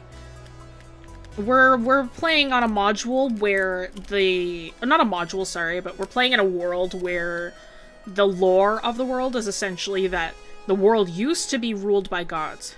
But then the good-aligned gods created humanity and essentially gave the world to them. So the evil-aligned gods are like, bro, you took our world from us, so they want it back. So they want to get rid of us so they can have their world back, essentially.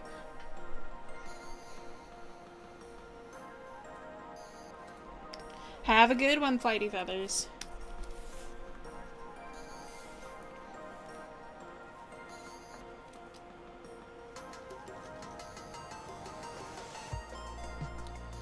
Thank you.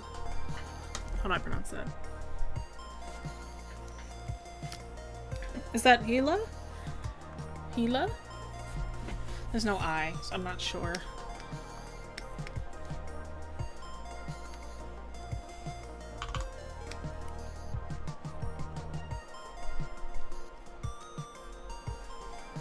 What brush do you use for sketching? I use a chisel brush. I use a chisel brush for everything.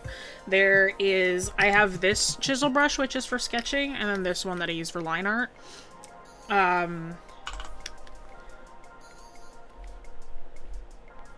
got them in a pack that's built for Photoshop, which means that you can import it to CSP if you'd like, but there are definitely, like, chisel brushes that work just the same or even better that you can find that are built specifically for CSP. Hi, Vin! Save the Earth. The Earth will be fine. It's the people that are in danger. Exactly.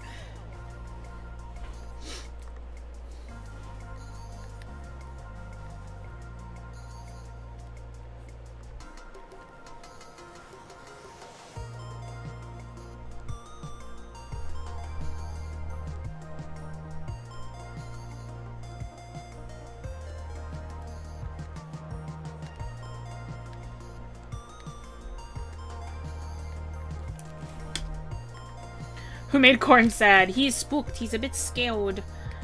We're doing a bunch of different emotions. I'm just getting y'all to recommend them to me. So somebody wanted him to be spooked, so I'm like, alright, I got you. I can do spooked. Or not someone, a bunch of y'all wanted me to draw him more spooked. No.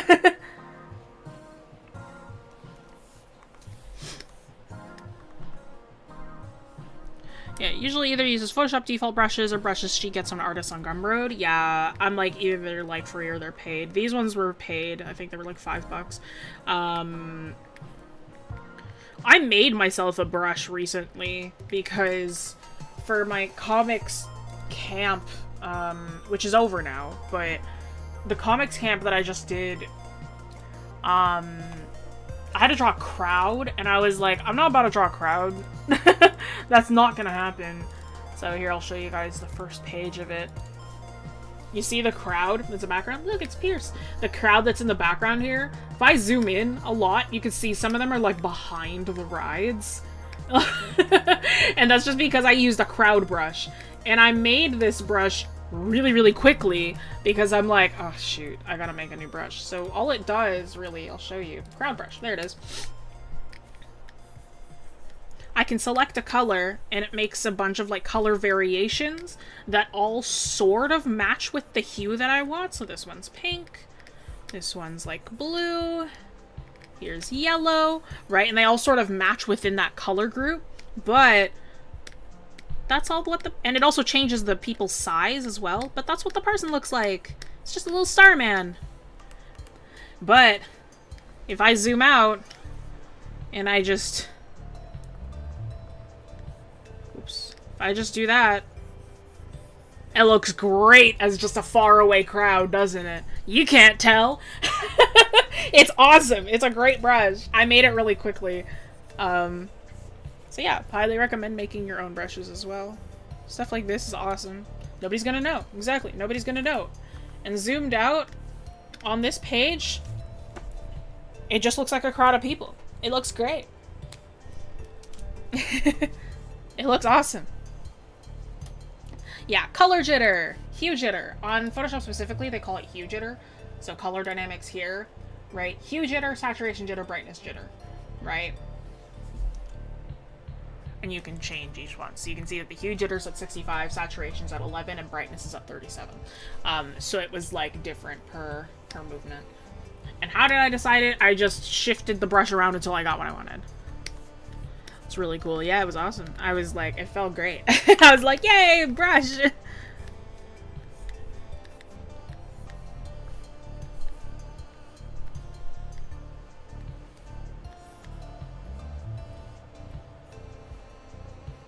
Making custom brushes is usually faster than trying to find one that works. It's good because stock texture brushes don't make my main pencil texture. Yeah. I like Photoshop comes with a really good pencil, so I was like fine with that. I couldn't find a brush that gave me just a really default looking sparkle.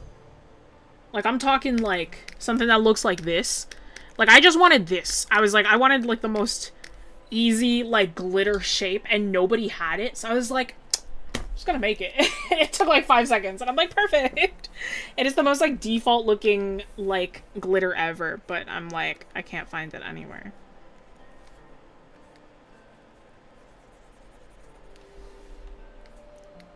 Does Corn have a love interest? Corn is 8. Technically 9 now. He's 9.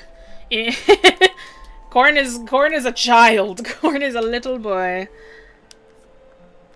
No, the answer is no.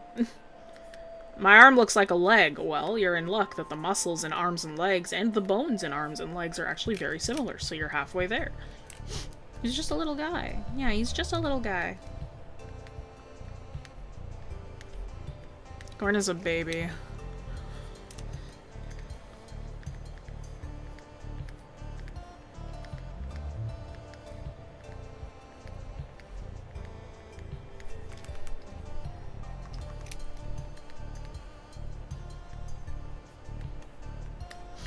Wish the Photoshop Webster brushes transferred into CSP better. I pay for Photoshop, doesn't mean I want to use it. Yeah, me. Yeah, I like the Webster, Kyle T. Webster. I mean, he no longer works for Adobe anymore, so we might be getting some really good Webster brushes that will translate better onto CSP as well. Because from his height, he's 4'2". I mentioned his height earlier. He's 4'2". He's very short. He's very, very short. He's little. Here, I'll show you what he looks like standing next to his dad. See? He's short. He's just a little guy. Pierce is 6'4". Corn is 4'2". So Corn is quite small. He's a little man. He's just a little guy.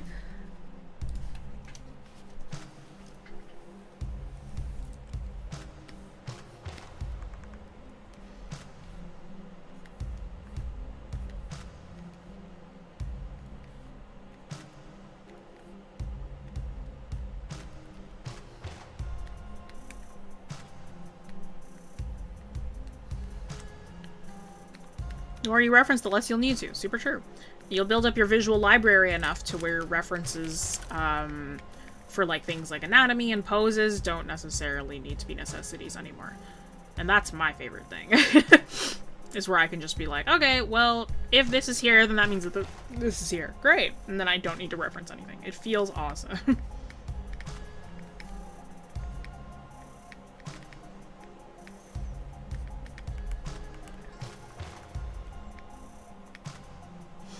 If you want the real answer, Corn is 9.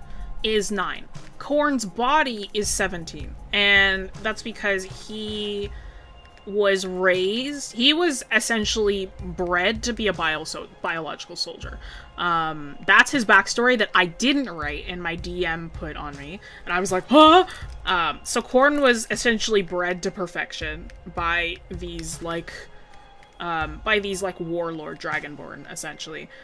And And when he was actually 8, he was taken away. His memories were erased. Because all he was like a snarling, violent mess, essentially. He was taken away, and he was brought to a village in the forest, where he spent another 8 years. And that is where Corn came to be. But before that, he was known as the Black Scourge. And he was a super soldier in a draconic war. I did not write this, but it was so, like, getting it screamed at me was very, like, oh. It was a moment where, like, because Corn went back to his village, at one point, because he was, like, told to run, and he went back, and, like, he had, like, the village elder hated him, and I didn't know why. And it was because the village elder was part of that war. And Corn was on the other side, essentially, and, like, killed his brother. Which I didn't know that either. In the initial axe, the original axe that I had, was the antler of the village elder's brother. Would his memory come back? Nope. They are permanently gone. Corn will never remember what actually happened.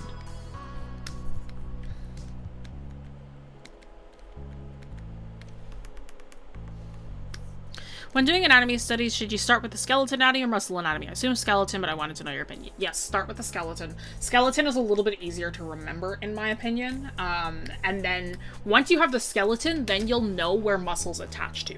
So it becomes easier to memorize your muscles after your bones, because the muscles attach to your bones, right? So you should know where the muscles attach, because then you'll know their function. That's how we were taught in university.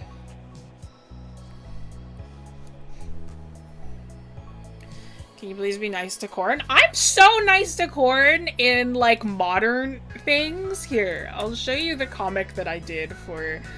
In, like, AUs, Corn is, like, the sweetest, like, well-loved kid. He just goes on, like... he goes on, like, play dates and, like, goes to festivals and carnivals and just wants to see everybody happy. See, he's, like... In modern AUs, Corn is, like, perfectly happy. He's in a great spot. And then even in, like, the post-comic, he'll be really good there, too. Because he'll already be like, I've seen the worst, so it's only up from here. You know? Alright, give me suggestions. Give me things. Ooh, GSL method. We've got, like, 20 minutes left. Smug? No, I want to do Smug. Sorry, I want to do Smug. I want to do Smug. I love drawing Smug Corn. That's one of my favorite expressions to draw on Corn.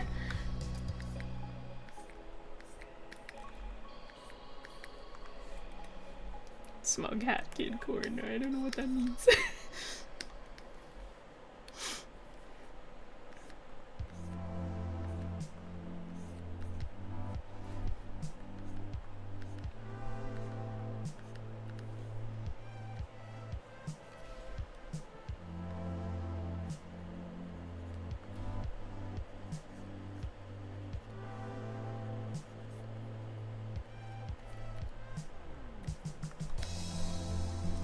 Don't know the shooting stars meme. I know the shooting stars meme. I don't.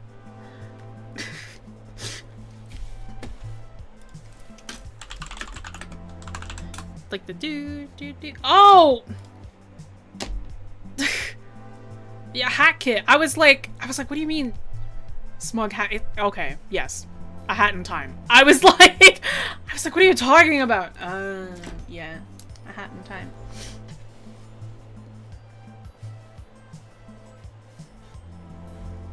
They are still open. My commissions are indeed still open.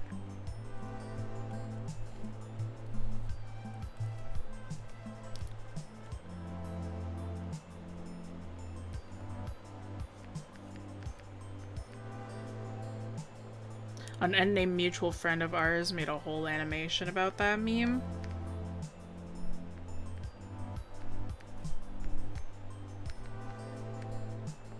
shoot, did they? I don't know.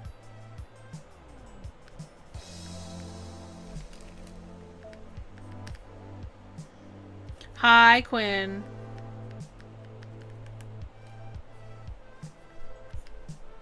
What is this? Somebody asked for Smug corn.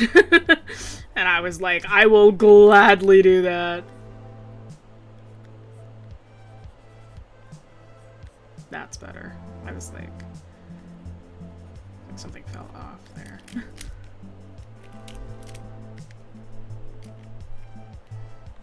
Smaug. Lord of the Rings Smaug. Smog. Smaug. Can I see the angry one? Yeah. Reach. Angry.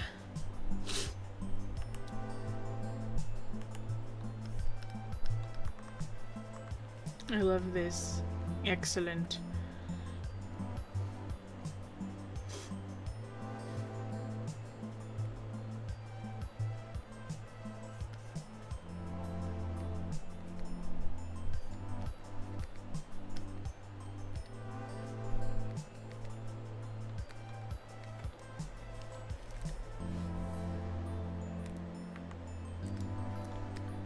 You have a reference sheet for Corn?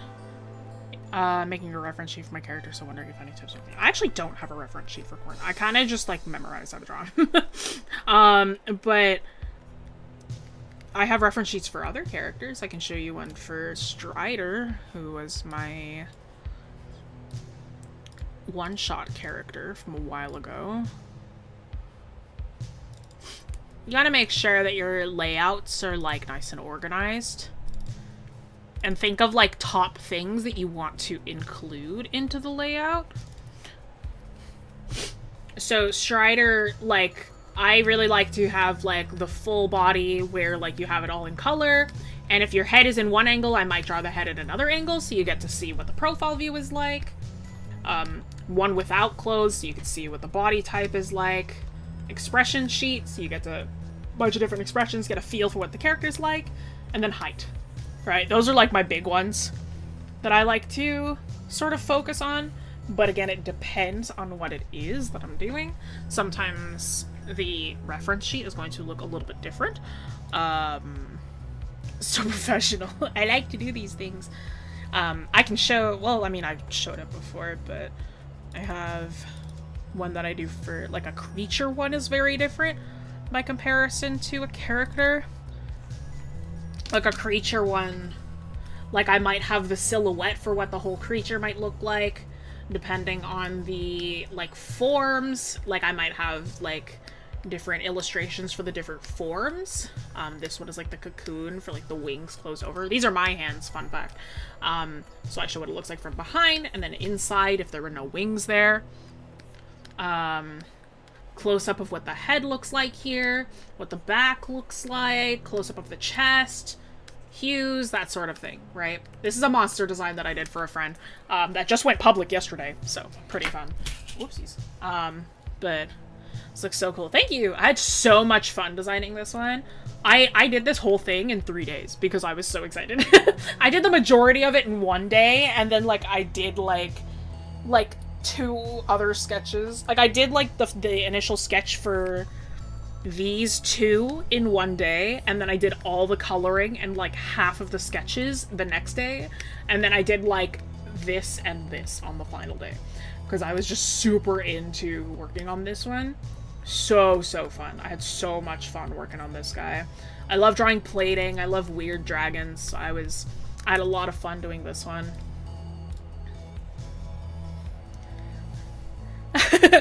I'm a Murad hater, but the design is so incredibly cool for me seeing it. Thank you. I mean, he was meant to be the antagonist, but I love designing that guy. I had so much fun. Like, Cryo let me do whatever I wanted. I was like, thank you. That's all I've ever wanted to hear. They were like, you can just, like, you know, it's like, I've got a general idea, but, like, you can go crazy. I'm like, that's music to my ears. I don't think I've seen the full sheet for Murad. The sketches are new to me. Oh, yeah. Because I gave Cryo specific ones to show you guys. But yeah, that's the full sheet. I'll be posting that in the public Discord soon, but...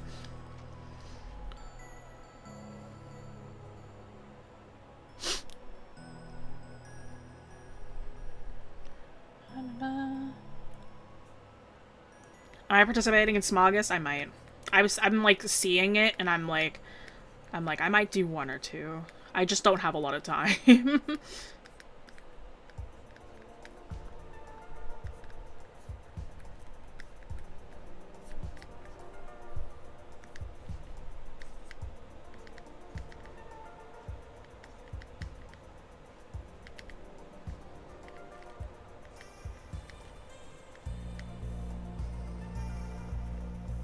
If anyone can catch up, it's you. It's just genuinely like I have too much work to do. Is my thing. And I'm like, I don't have the time to do it. But like I might do like one or two of the days if they interest me enough.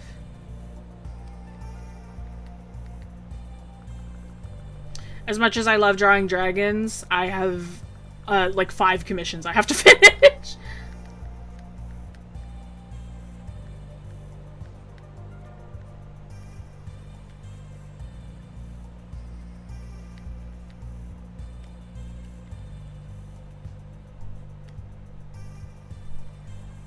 What's your opinion on Krita?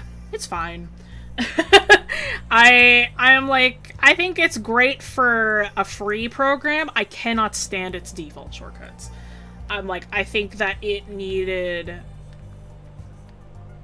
like a complete overhaul if it's gonna be like usable. Because like if you ever switch off of Krita, you won't be able to. Because those shortcuts are so different by comparison to other programs.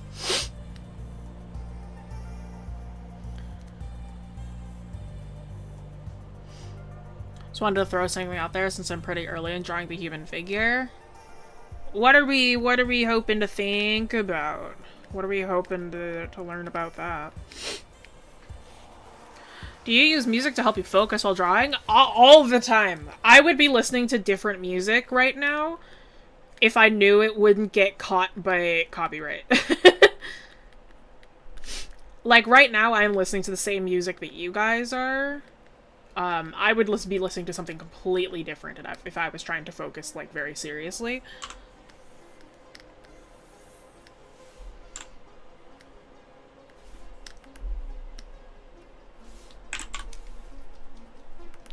The Porter Robinson moment, so true. I'll just put this one here, sure. Could shortcuts feel like a program made by someone who's never used an art program? Exactly. 100%. It was like, I tried Krita for, like, a little bit of time, and that was after, like, I had to write a blog forever ago, and, like, I had to do a bunch of, like, free digital art programs, and that was after I had tried maybe, like, 5, and I was like, okay, I'm like, the shortcuts were never a problem, because they were all very similar to each other, and then I tried Krita, and I was like, what is this? I'm like, what are all these I'm like, what is happening? So, I was very upset. Fire Alpaca is kind of just like Medibang, but like a little simpler. Ton of lo-fi playlists, I'm vibing to it. Surprisingly published by League of Legends. Oh, Riot? Yeah, that makes sense.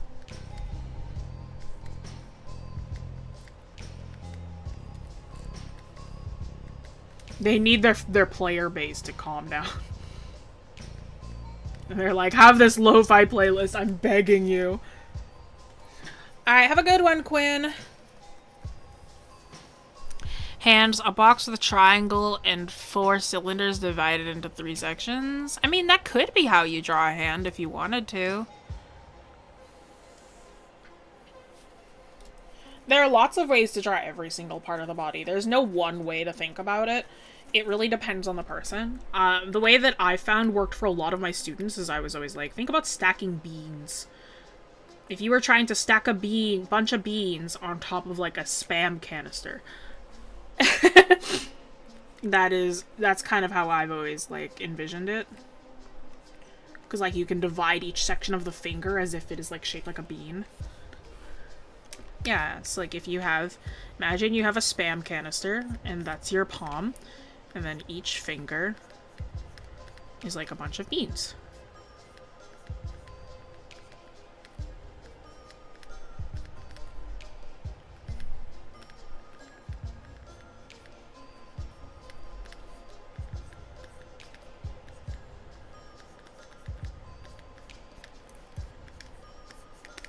You see?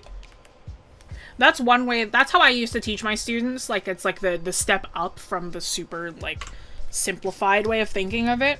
I'm like, that's the step up where you start to think more about the muscles of the fingers. Like, there are, of course, other ways that you can think of it. But, like, that's my, like, that's how you begin to start going away from, like, this is a cylinder, and this is a this, and that kind of thing.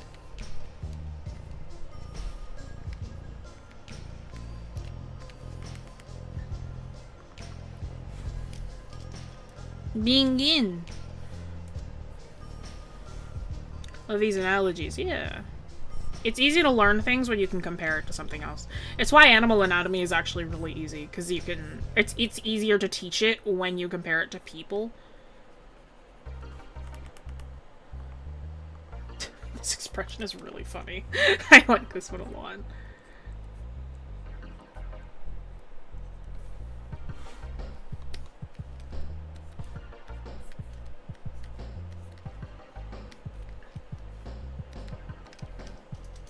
My weird barrier is getting 3 segments of the fingers to look right. I can pull off a convincing hand with 2 segmented fingers like an alien. Is it like trying not to do like the anime thing like this? Or do you mean like you're pulling like a Spock, like you're kind of doing like a peace be with you type vibe? Do you know that not everybody can do this? Like, I've been able to do that since I was a kid, but then I learned that not everybody can do this. Oops. Not everybody can do this thing. And I'm like, whoa, really? I'm like, I know how to do it. I'm like, I can do that so easily.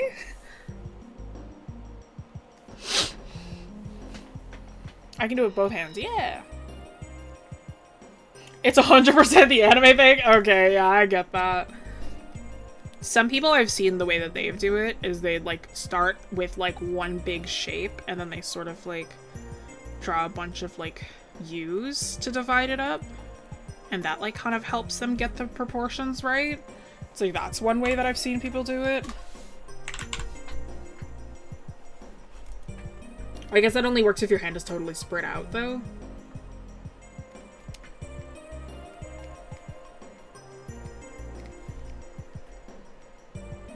It was probably a good start.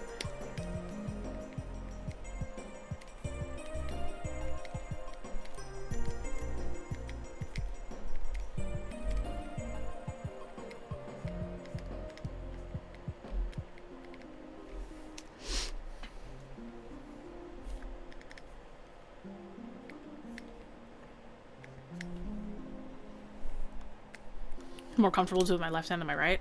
The thing I'm struggling with is getting convincing hips, quads, and bicep tricep portion of the arm. Circle. Curve inside, straight outside. Baseball bat. Hand. Arm. We Fit noise. Wow.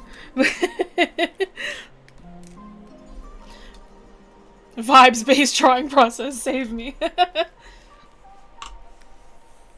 And then hips, quads, underwear, circle, curve out, curve in, foot, leg. They look like the letter S. You're welcome. If you're drawing from the front, underwear, baseball bat, coffin, but the inside is shorter than the outside. Foot.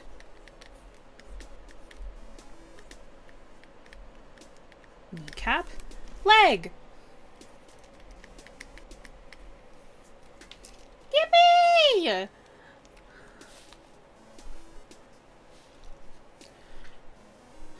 I need someone to commission me to do 10 hours of boring muscle study. Jessie makes it sound so easy. I sounded like an infomercial. If you've ever struggled with this, if you ever struggled with drawing the leg, no worries. It's as simple as drawing a couple curves that look like an S. Boom, you got yourself a perfect looking leg. This looks so easy. I think it's just because I've grown to make it think it's really easy. Here's the secret of art. You trick yourself into going, ah, this is easy, and then everything becomes easy. It's true. That's the truth. You know what that's called? It's called the placebo effect. And guess what? The placebo effect is so powerful. It sounded like Dora. You're so right. Where does the curve of the calf go? Click on your screen to show me where the calf goes.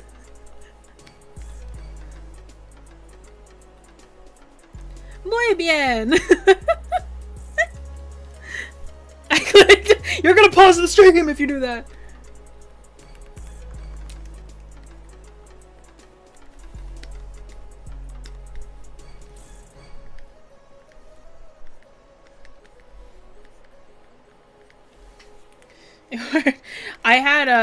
I had students way back when it was in person, and I used to teach traditional art as well. And afterwards, especially if we were doing painting, I would have to tell them, like, we would have to start cleaning up 5 minutes early, and I go like, okay guys, it would be like something like, oh, can I still do it? Alright guys, that is the end of class. Make sure that you pick up all of your paint brushes, paint palettes. Make sure that you put them in the trash. Do not leave anything behind. I am not your mother. I'm not cleaning up after you. Something like that. I would always do that. And one of my students, at one point, she was like, Jessie, you know, you kind of sound like a flight attendant. And I was like, you know, I never thought of that, but you're correct. And I was self-conscious saying it after that for, like, months. I was like, alright, well, I have to say this thing, but I'm gonna sound like a flight attendant, I guess.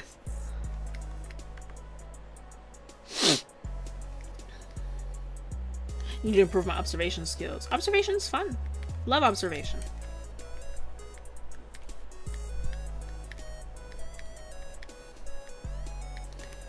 I saw a professional artist explain it really well, where, like, some people will learn hacks online, but the biggest problem with that is if you do that without understanding why the hack works, then you're kind of just drawing stuff without understanding the fundamentals, and that's the biggest problem.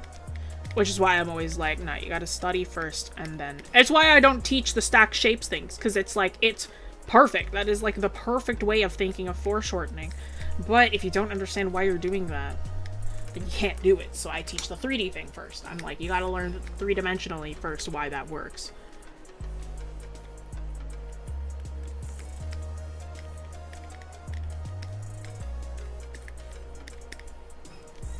Smug. Okay, I can do like one more that's like super, super quick. We've got like 2 minutes and it'll be like only a sketch. We'll do this one in purple.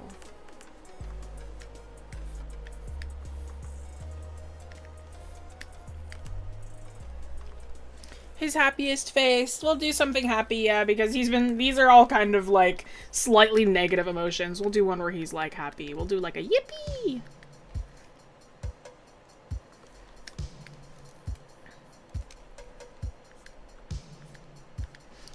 There is happy. This is like a neutral.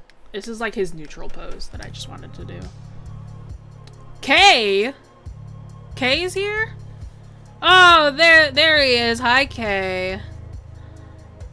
Did I win art? I'm not sure. I don't know if I can decide that.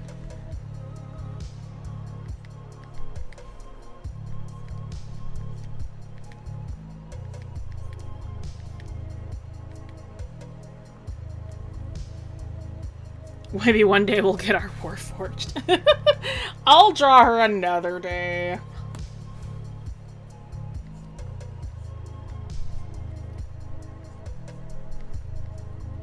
It'll be one of those lessons where I just don't, like, I don't know what to do, and I'm like, oh, I kind of want to draw.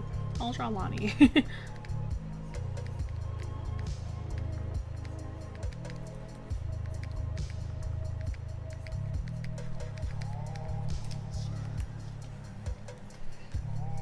They're a level 4 Smug, you know? I'm not sure. I haven't thought about Smug on different levels, really. Level 4 Smug is sitting in a leather chair petting a fluffy cat.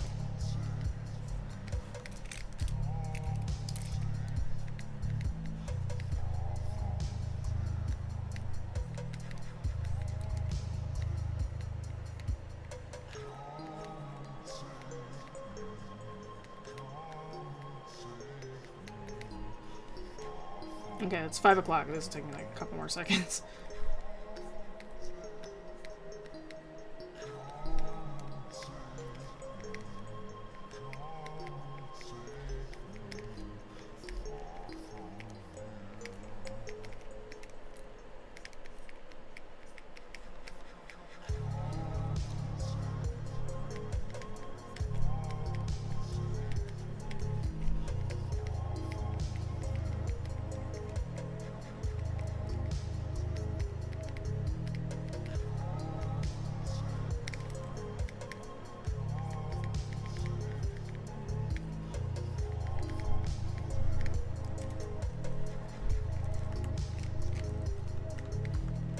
There he is.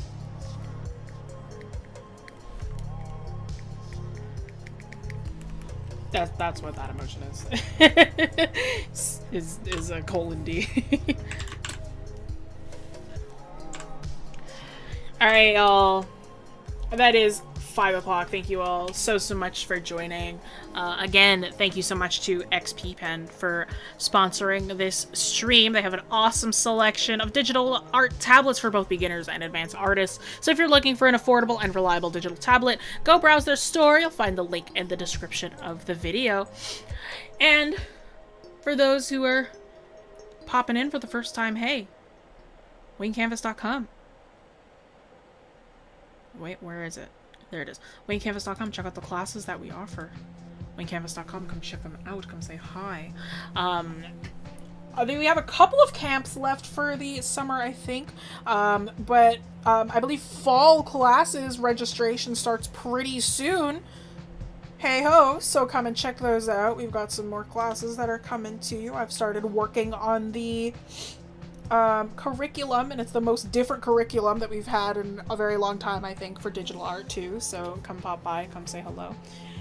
This file will be available to you guys on the Discord if you'd like to go and check that out on all of our socials.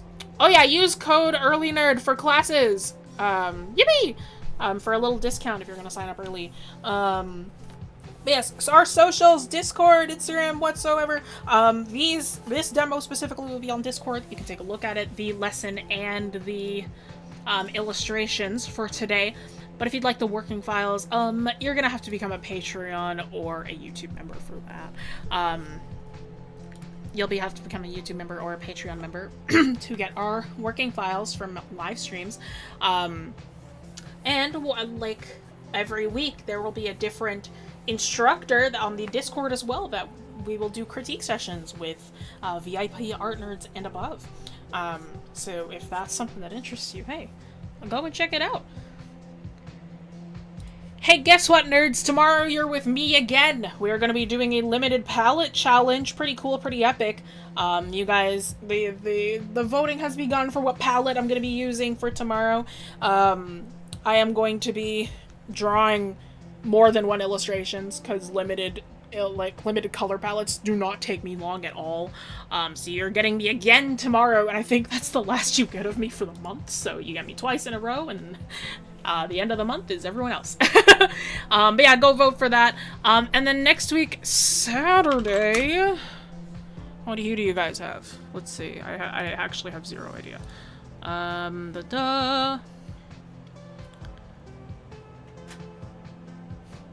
Oh no, never mind. I lied. You have me again.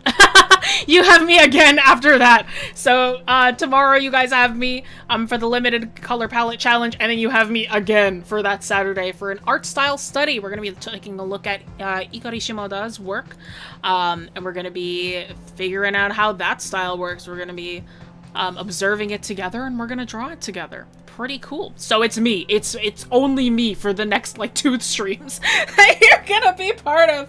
It's my turn, and then that's it for me for the rest of the month, I think, and then I'll be coming back in September. But all right, thank you all so much for joining me today, and I'll see y'all tomorrow and next week. Au revoir. Bye bye.